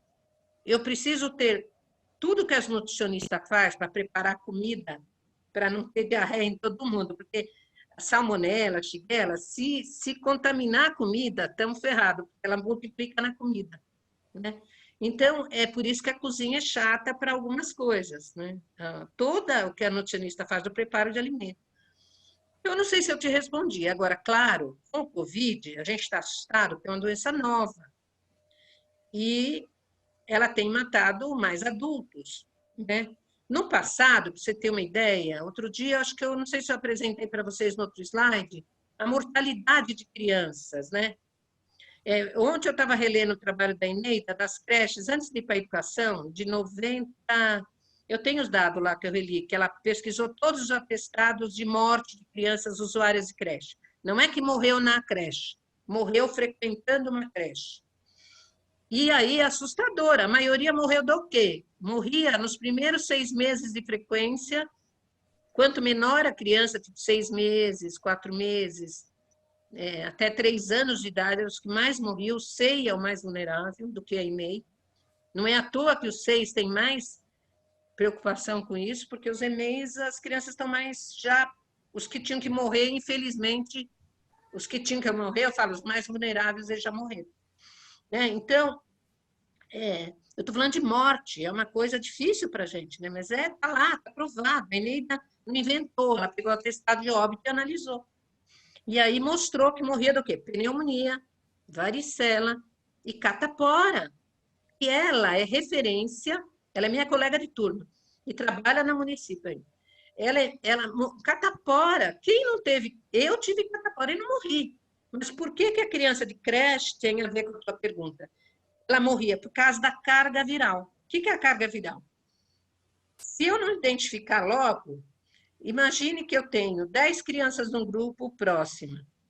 Uma está eliminando, ou um adulto, posso ter um adulto. Então, uma elimina para o outro até ela ter sintomas, a outra também está jogando vírus para a outra. Então, aqueles que vão ficando numa fase de transmissão vão bombardeando, né? Algumas crianças são bombardeadas por vírus vindo de vários lugares. Aí ela tem uma carga viral maior, ela adoece mais feio.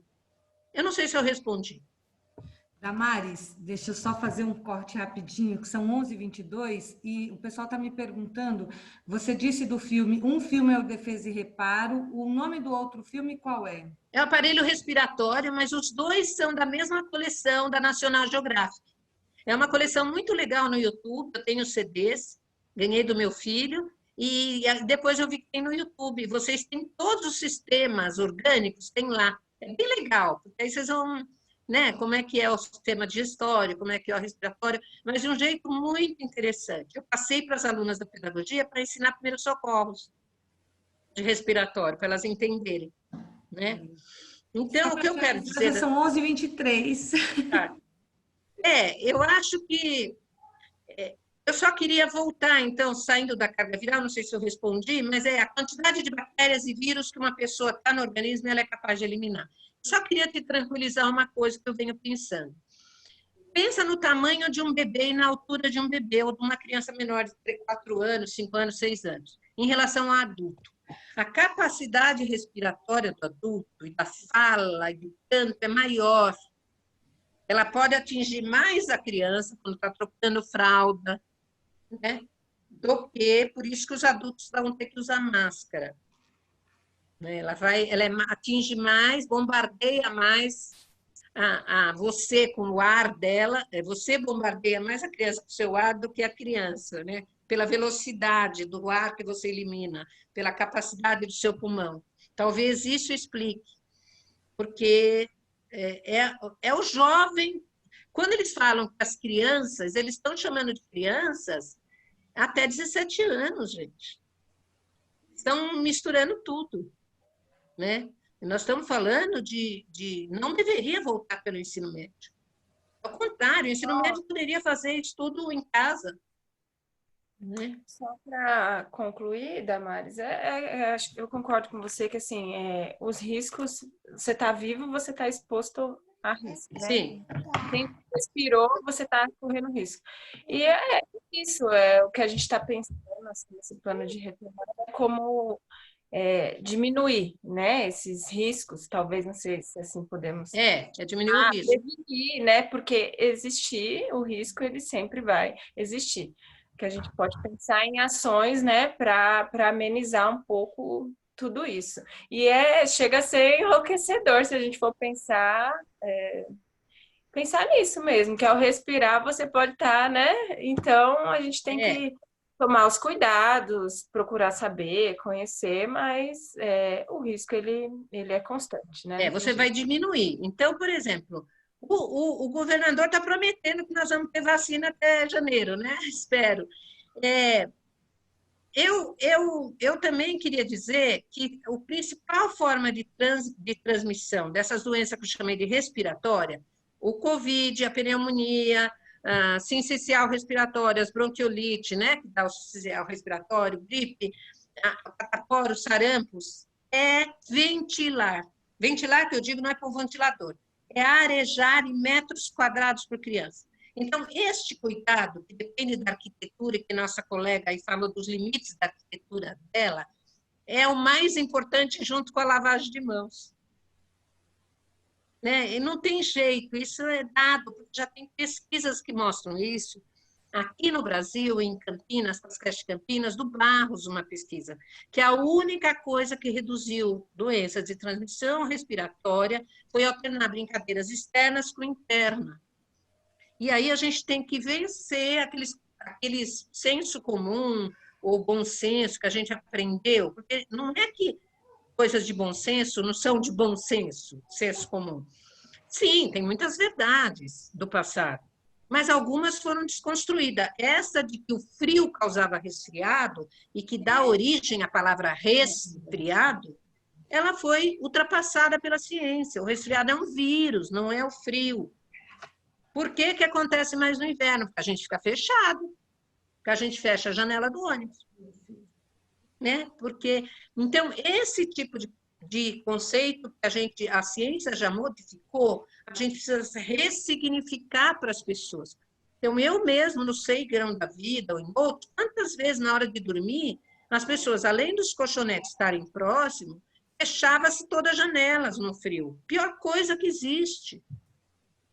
Né? Então, é isso que nós estamos a ressignificar com a nossa equipe. Não dá para ter um colchonete do lado do outro, sinto muito. Vou ter que pressionar a prefeitura. Né? Eu vou ter que, não adianta só inverter a cabeça e os pés, tem que ter no mínimo, antes do Covid, era meio metro entre um colchonete e outro. É lei. Nós estamos desobedecendo a lei sanitária.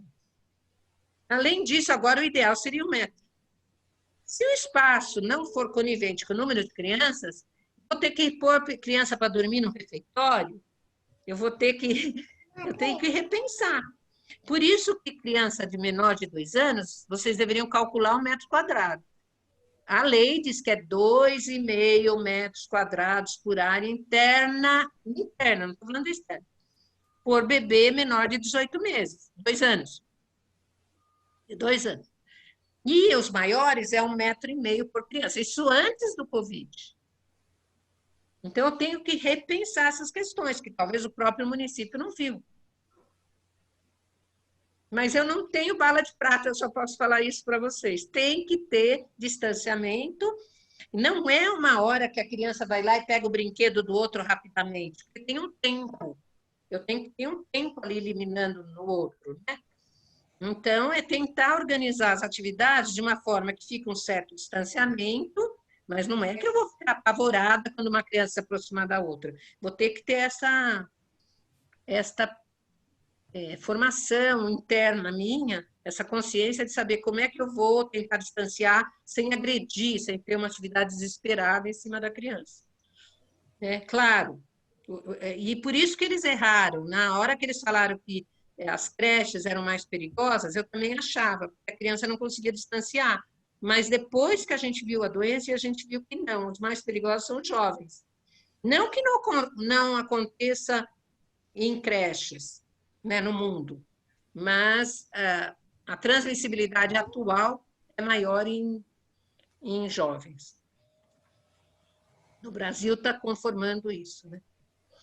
Então, a gente não tem muito o que fazer além disso. Porque mesmo, a não ser que a gente tenha vacina, como o governador está prometendo, a gente vai ficar com a educação infantil fechada 1 ano? O que significa isso também para a vida das crianças, para o trabalho de vocês, para os trabalhadores, para tudo, para a escolaridade, para o próprio movimento de educação infantil. É uma coisa que a gente vai ter que pesar numa balança, risco e benefício. Né? O tempo todo, a vida a gente faz isso. A gente é meio equilibrista, né? Eu não sei se eu não estou acalmando muito vocês, né? Estou apavorando vocês, né? Mas é importante. Acho que nos próximos, acho que você vai acalmar. E Lucila e Damares, eu fico pensando, nós temos professores que estão, assim, em isolamento, sabe, num isolamento bem intenso, desde março, e acho que eles estarão mais assustados com esse retorno do que a gente da gestão que está vindo, né, para a escola, no plantão, isso aí vai ser bem complicado. Eu entendo, e nós vamos ter que fazer essa formação sobre a transmissibilidade, mostrando que, por exemplo, eu vou dar um exemplo, eu também estava bem isolada, continuo, mas eu fui cometendo não deslizes, mas eu fui assumindo alguns riscos no processo. Eu primeiro acolhi uma família parente minha, muito pobre, uma senhora, com 2 pré-adolescentes, na minha casa. Meu filho, que é médico, queria me matar, ficou de mal de mim. Ela mora em Poá, numa situação muito precária. Ela dizia que não tinha tido contato com ninguém, depois eu fui descobrindo que não era bem assim, e corri o risco com cuidados aqui dentro da minha casa, arejando bem, lavando a mão, dormindo num quarto, eles no outro, sentando mais distante. E ela foi embora depois de 20 dias, era minha bubble family, e tudo bem, estão bem lá, eu estou bem aqui ainda. E a minha filha é professora, está afastada numa escola particular, mas dá aula online. E tem uma neta de 4 anos que tem uma deficiência renal, então ela é uma criança de risco. E tem o meu filho, que é médico, que é psiquiatra da Cracolândia. Tudo bem, não é da Cracolândia, não é do Covid, mas a minha nora faz partos na rede pública, né? Ginecologista, então, em Barueri, no hospital do Covid, fez parto de cesárea de gente que estava com Covid, e ela não vinha aqui. Eles brincam, falam que são as pessoas sujas da família. Mas chega um ponto que a gente se encontrou. Eles vieram aqui tomar um lanche com esse distanciamento, meu filho não me abraça, minha nora não me abraça, de máscara, arejamos. É isso que a gente vai tomando, algumas precauções, e depois a gente fica uns tempos vigilante ali, se ninguém vai adoecer, entendeu? Por exemplo, eu não encontro ninguém, nenhuma pessoa nesse período. Então, quando a gente voltar às escolas, vai ter que, isso que eu estava tentando falar do John Snow, que é a vigilância, que a gente chama. Esse termo vem de vigiar mesmo. A saúde pública pegou esse termo policial, né? Vigilância. É vigiar. Ah, eu soube que tem a mãe da professora X que está com Covid. O que você, como gestor, vai ter que fazer antes das crianças chegarem amanhã? E é isso que vocês vão ter que discutir com o posto. Essa vigilância, esse acompanhamento, ele é o mais importante, além das precauções padronizadas. E se vocês puderem manter as crianças em bolhas que eu quero dizer, em cortes, assim, não misturar os grupos, é possível. Quanto menos vocês misturarem os grupos, sempre, aquele grupo fica junto em todas as situações, de refeição, de sono, de brincadeira, externa e interna. Ele não se mistura com outro grupo, nem os brinquedos dele com outro grupo, a não ser os externos, e depois é limpo. Você vai diminuir o risco. Eu não sei se eu fui clara. Você vai diminuir o risco, não é que você vai diminuir o risco assim. Se você tiver um caso, você vai ter que preocupar mais com aquele grupo e não com a escola inteira. Não sei se é isso que estão se recomendando no mundo todo. É possível fazer isso na sua escola? Além de ver, arejar, treinar os professores, treinar mesmo as precauções padronizadas. Como eles usam a máscara fora? Quando eles têm que tirar a máscara, como que eles fazem? Eles dobram ela internamente? Eles vão ter um saquinho para pôr a máscara suja?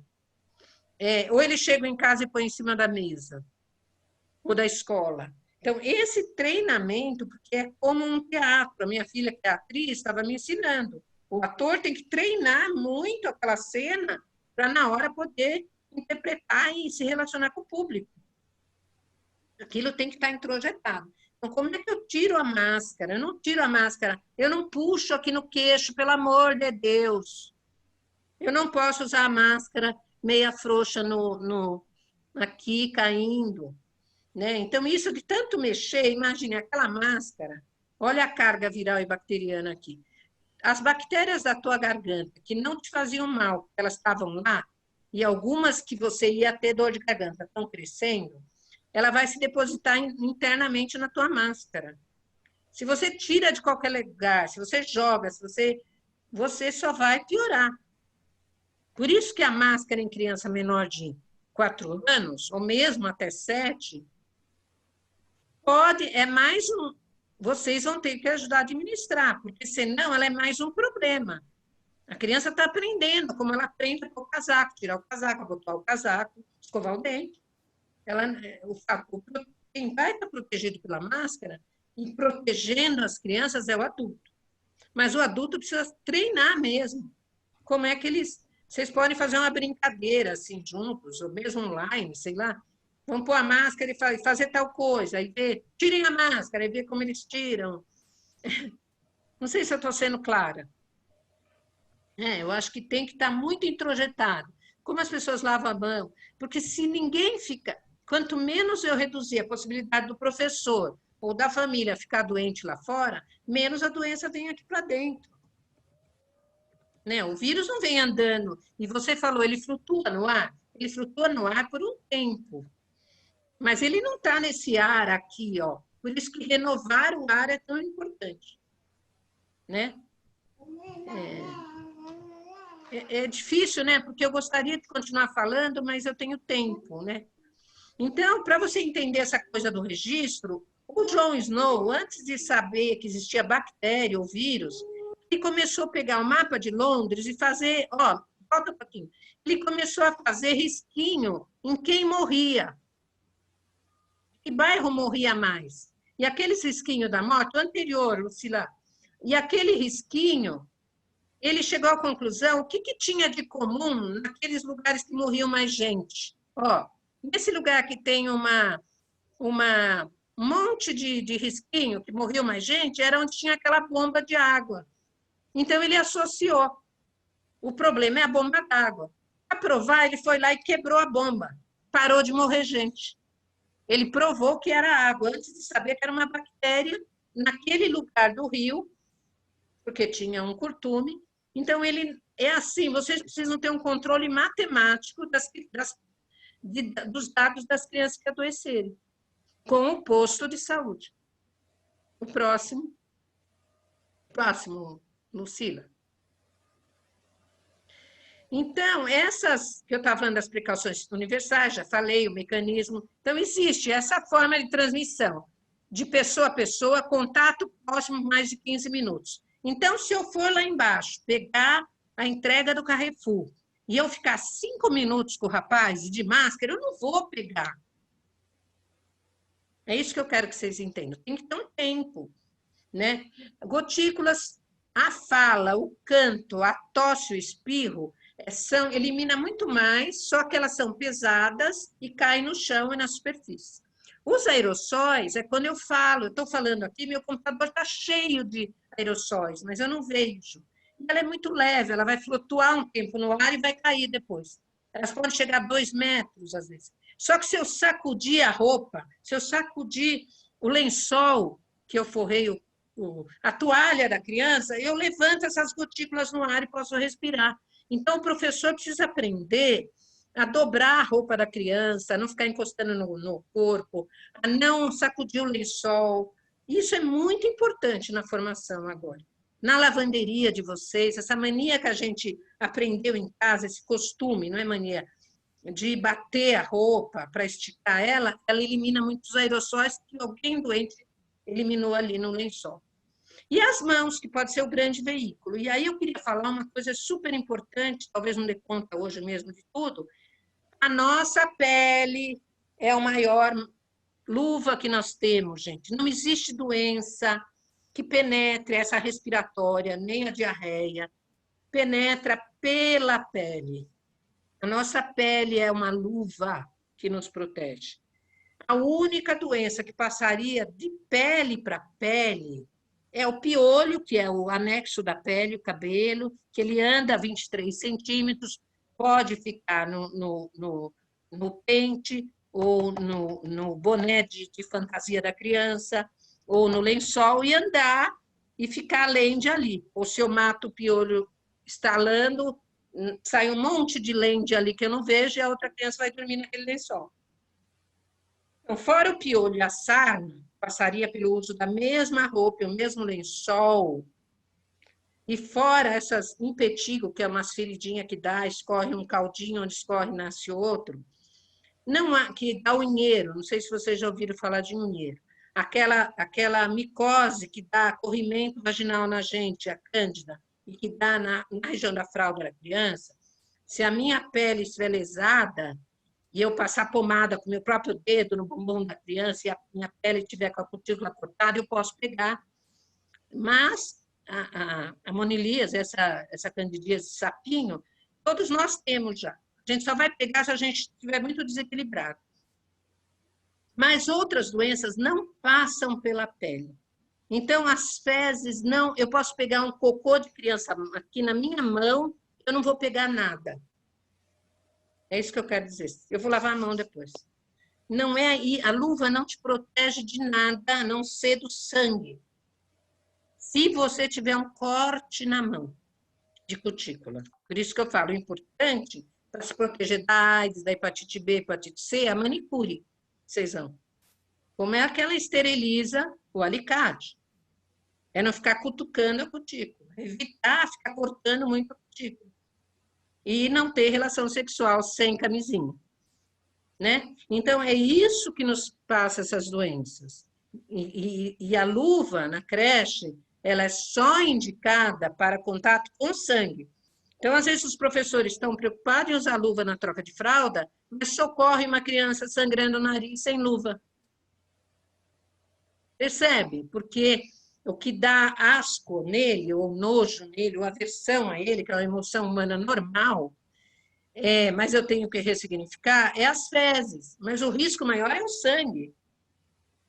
Né? Então, eu tenho que ter uma luvinha lá no bolso, aquelas fininhas, ao socorrer uma criança acidentada. Agora, é claro, eu não tenho a luva, não esqueci, eu enrolo a minha mão com um pano, alguma coisa, para não ter o contato do sangue com o sangue. Mas não vou pegar a doença que não respiratória pela pele. Então, mas o vírus do Covid está nas fezes. Mas ele não vai entrar pela minha pele, ele vai entrar pelo meu nariz, ou pela minha orofaringe, se eu sacudir essa fralda, ou jogar a fralda no lixo meio distante, e o cocô dela, que eu não enrolei direito, deslocar no ar como um aerosol. Eu não sei se eu fui clara nisso.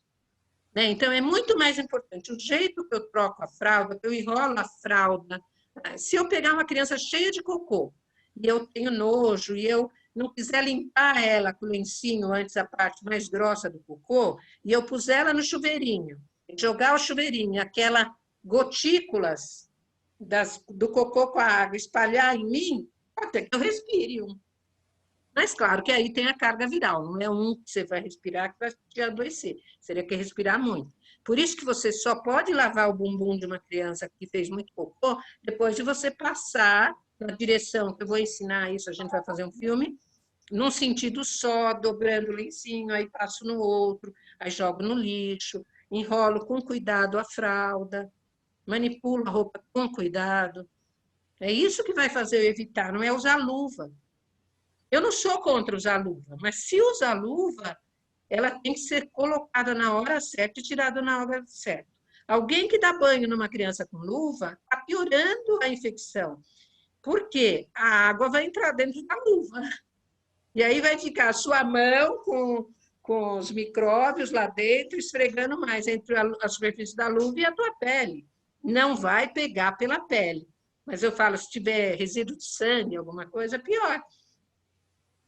Né? Então, é isso, essas técnicas que os professores precisam aprender, as técnicas que o enfermeiro aprende para cuidar de um doente. Né? Eu cansei de cuidar de paciente com AIDS, né? De ver sangramento. Então, por que eu não adoeço? Porque esse conhecimento me protege, como um soldado na guerra. O soldado tem que treinar tiro para poder ir para a guerra. Né? Então, não sei se eu estou piorando. Né? E a grande veículo de doenças, de parasitose, de gastrointestinais, de doença mão, pé e boca, de giardia, de lombriga e de os vírus respiratórios mão do educador é igual mão de criança. Já foi feita pesquisa, assim, analisando o que tinha na mão. Torneira e pia. Então, não lava a mão e não lava a torneira. Tem que lavar a torneira, a pessoa da limpeza tem que lavar a torneira várias vezes ao dia. Né? E mesas e brinquedos. Por que mesas e brinquedos? É onde eu ponho a mão. Né? Eu ponho a mão aonde? Mais, na creche. Nas mesas e nos brinquedos. Então, esta é uma pesquisa feita nos Estados Unidos com ovo de giardia. Então, se tem ovo de giardia, tem cocô. Se tem cocô, tem coxsackie, tem salmonela, tem rotavírus, tem... É isso que eu quero dizer. E tem também os vírus respiratórios. Estou passando a mão no meu nariz e aí pego minha caneca, né? E aí dou a caneca para o meu amigo bebê.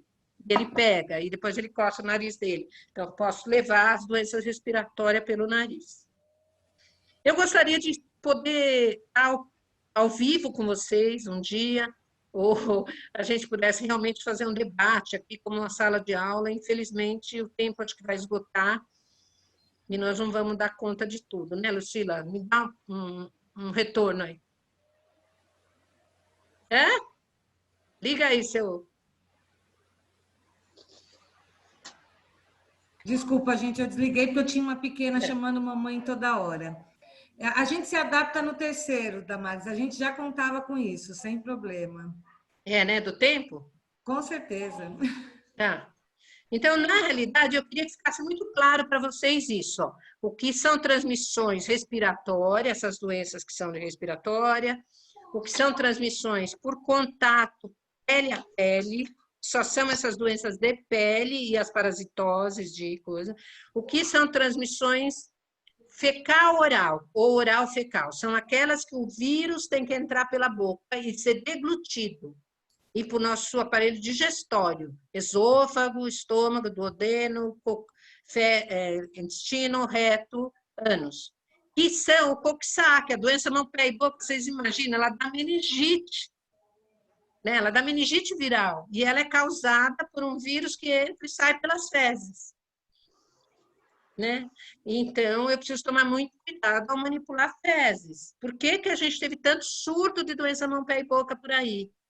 O que nos preocupa a doença mão, pé e boca, se ela continuar acontecendo tanto quanto está acontecendo? Ela tem uma forma de manifestação que Rio Grande do Sul já alertou, que é paralisia flácida, igual a paralisia infantil. Não aconteceu aqui ainda, a gente espera que não aconteça.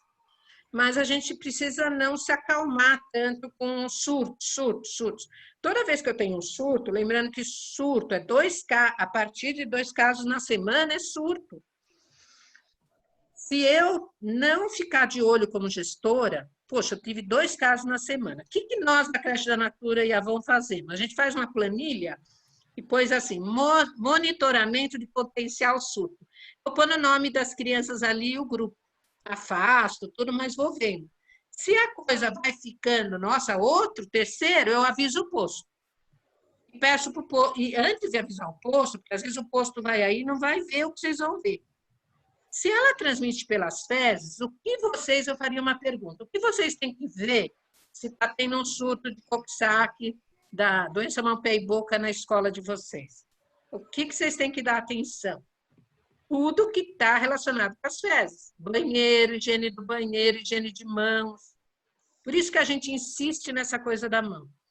Por isso que após a troca de fralda, ou a criança ir no banheiro, na e-mail, eu deveria lavar não só a minha mão, porque eu ajudei ela, mas a mão da criança.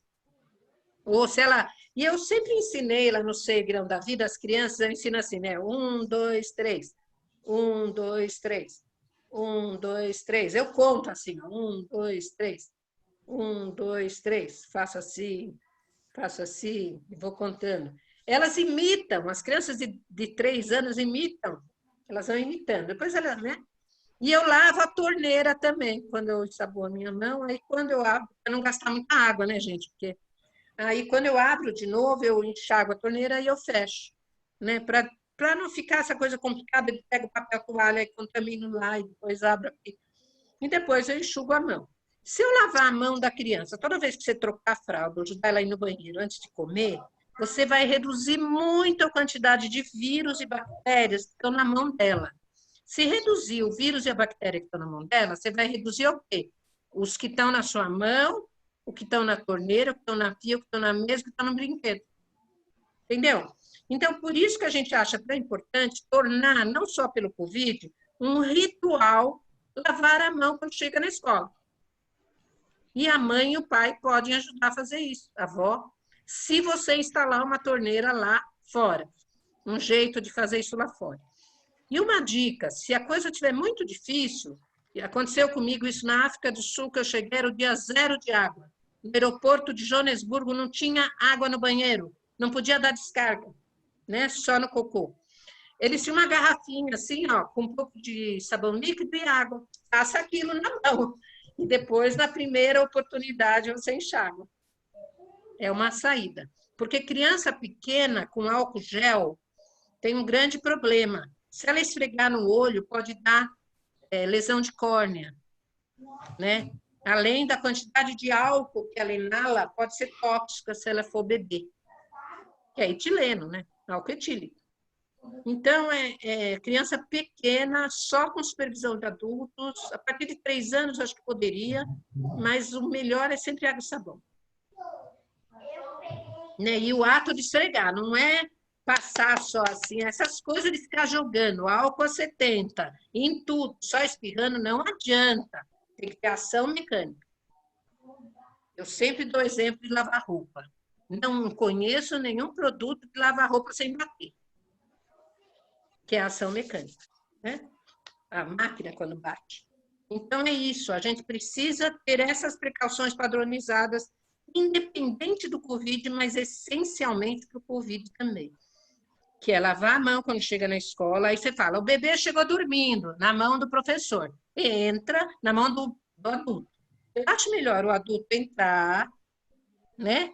Se deu para ela com o bebê no colo, lavar a mão lá na frente, ou na garrafinha, ou passar o álcool gel, ela passa, né? A mãe de máscara, o pai de máscara, e entrega para o professor, que vai estar de máscara, ou põe, se é o caso de berço dos menores, ou do colchonete onde dorme, ou põe lá, ou entrega, não fica falando na porta e sai.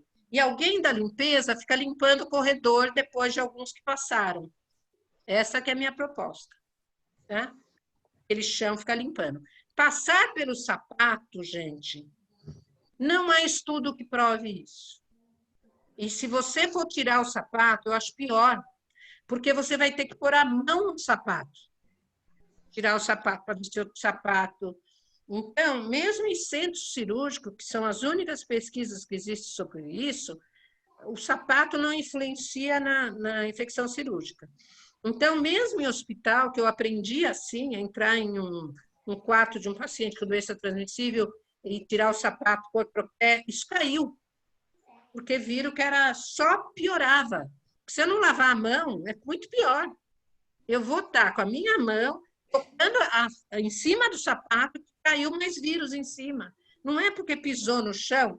Lembra dos limpos, dos pelados e dos peludos? Esse conceito de sujeira que nós temos que desconstruir. O sola do sapato é suja? É. Não quer dizer que ela é mais contaminada que a sua mão. Eu ainda quero fazer uma pesquisa em creche provando que a mão é pior que a sola do sapato. Essa é a minha hipótese. A mão vai em muito mais lugares, até no sapato. Como é que não adianta? Né? Você pode pedir, sim, para as famílias, ter um sapato para as crianças lá dentro? O trabalhador deveria, o professor, ter um sapato, uma roupa só lá dentro? É mais seguro para você. Melhor. Né? Que você use aquela roupa, você vai pegar a criança no colo, vai ajudar a limpar no banheiro. Use a sua roupa só lá. Não venha com ela no trânsito. Né? Deixe uma roupa para usar lá. Um moletom, uma roupa confortável. Se você é professor de educação infantil. Não estou falando para todos os professores. Isso não quer dizer uniforme, não quer dizer uma questão menor, uma questão de que eu não sou empregada. Mas aí é um pensamento equivocado. Num centro cirúrgico. Querida. Só a última questão. Num centro cirúrgico, você acha que o cirurgião-chefe se veste, o professor de medicina, diferente do atendente de enfermagem? Não. Lá dentro todos se vestem igual. A proteção do centro cirúrgico. Então, não é a roupa que vai dizer a sua graduação, o seu saber. Fala, Lucila. Damares, querida, o tempo voa quando você está falando e a gente fica... Eu falo demais, né? Não, mas a gente fica aqui só pensando, né? Acho que foi legal a gente ouvir e responder as perguntas do grupo. Acho que foi um dia super válido. Mas eu estou te cortando porque já são 11h56. Tá, nós vamos ter que encerrar. A gente precisa encerrar, mas acho que lembrar o grupo que sexta-feira tem uma aula aberta, gente, que não dá para perder. Né? A gente teve um nome bonito para a aula aberta, que é Cuidados com o Corpo, mas a Damares vai tratar exatamente dessa coisa da luva, das fraldas, das técnicas. Eu só queria responder uma pergunta aqui, se a mochila precisa ser limpa. Eu ia te Claro pedir que isso. qualquer objeto que veio no trânsito, no ônibus, eu não sei como ele veio, e que ele veio transportado, veio de uma casa, não sei onde ela esteve. Se você puder passar um papel toalha com um pouco de álcool gel, tudo bem, mas se está aspergindo álcool gel sem esfregar, não adianta. É isso que eu queria dizer. Não adianta. Tem que passar. Tem que passar, esfregar, ação mecânica. Ou água e sabão também está ótimo, não precisa ser álcool gel. Assim, um paninho com álcool gel. O melhor seria vocês evitar muito coisa de ir e vir. Se a mãe pudesse trazer o pai, a avó, uma vez por semana, alguns objetos deixar lá já, para não ficar essa leve trás, leve trás, leve trás, melhor seria, né? Não sei se eu fui clara. Fala, Silvana. Acho que a Janaína está perguntando se é borrifador, não borrifador, né, Damares? Quando eu falo borrifador, é que não pode ser aerosol, tá, gente? Porque respira, tá? É diferente, o borrifador é aquele que vai tchum, né? Agora, o que vocês põem assim na mão, ou não é eu estou falando o termo errado, não é um aerosol. Aerosol, ele aeroliza, que é os aerossóis, ele torna as partículas muito pequenas, é o spray, não é um spray, porque isso você vai respirar, a criança vai respirar. Tem que ser uma coisa, um jatinho, assim, pode ser aqueles tipo, parece um jatinho, assim, um revolvinho, só para você pôr no pano ali, né? Você contém com o pano, ou o papel, põe ali um pouquinho e passa. Não sei se eu respondi. A Josiana perguntou o horário da aula aberta. A aula aberta vai ser das 2h30, gente, às 3h30. O Ricardo já disponibilizou o link pelo YouTube e o convite também está no ambiente. Acho que fica legal a gente poder pensar. A tarefa de hoje, por exemplo, já está no fórum, que a ideia é vocês se reunirem com a equipe de profissionais, listar essas principais dúvidas e angústias, né? Ver que vocês conseguem responder em grupo e as que precisam de ajuda externa e compartilhar no fórum. Acho que fica um convite. E isso que eu falei, e o que eu falei da transmissão, leiam com a equipe esse texto, Conhecimentos que Protegem Vidas. Eu tentei escrever lá, é um texto, foi lido por uma médica, pediatra, infectologista, professora de medicina da Unifesp, ela concordou, gostou do texto. Vocês vão ver lá que nesse texto tem uns quadrinhos assim, que é uns dados de pesquisa em creches. É uma linguagem mais científica, mas se vocês puderem ler, é interessante. Tem as várias pesquisas que foram feitas nos últimos anos em creches, do Brasil ou fora, mas principalmente do Brasil, mostrando rotavírus, mostrando Coxsackie, mostrando infecções respiratórias, influenza. Vocês verem que vocês já vivem no meio dos vírus e das bactérias, né? Não sei. É duro falar isso, mas circula muito mesmo. Uma criança costuma ter mais de um e ela não tem sintomas, vocês não sabem. Por isso que vocês precisam das precauções padronizadas sempre. Tá? É uma precaução padrão, uma precaução. Né? Outro dia um homem na feira falou para mim, eu confio em Deus. Eu falei, Jesus falou que temos que ser prudentes. Né?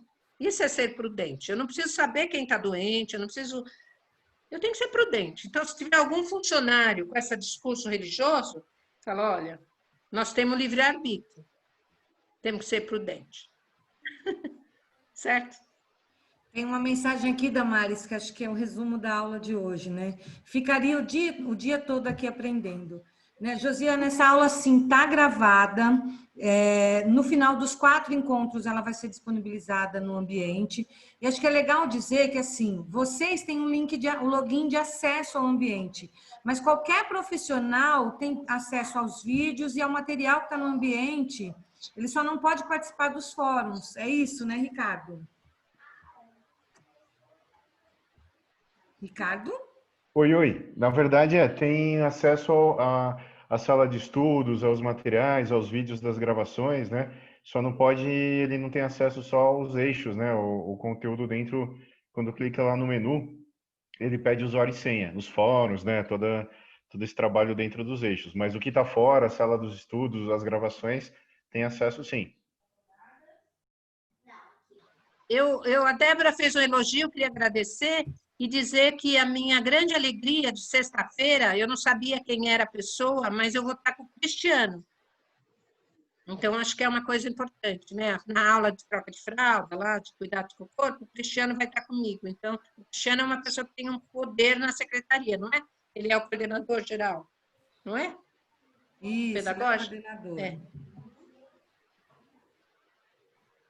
Gente, é isso, né? Entrem no fórum, participe, a gente, na medida do possível, vai respondendo. Eu sempre peço ajuda para a Damares para as perguntas mais técnicas, né, Damares? Claro, eu gostaria muito de ajudar vocês podem mandar questões, eu, na medida do possível, eu respondo, às vezes eu não dou conta de tudo, porque eu também sou consultora lá da Nature e da Avon, embora lá esteja a maior parte pronto, nós estamos na fase de fazer o treinamento de limpeza, e eu posso adiantar para vocês que eu estou terminando de escrever um e-book com toda a rotina de limpeza das nossas creches e os conceitos principais, que eu acho que a Dani vai, a dona lá do Seduc, que é a empresa que administra as creches, vai deixar liberado para todo mundo, acho. Então, talvez ajude vocês na rotina.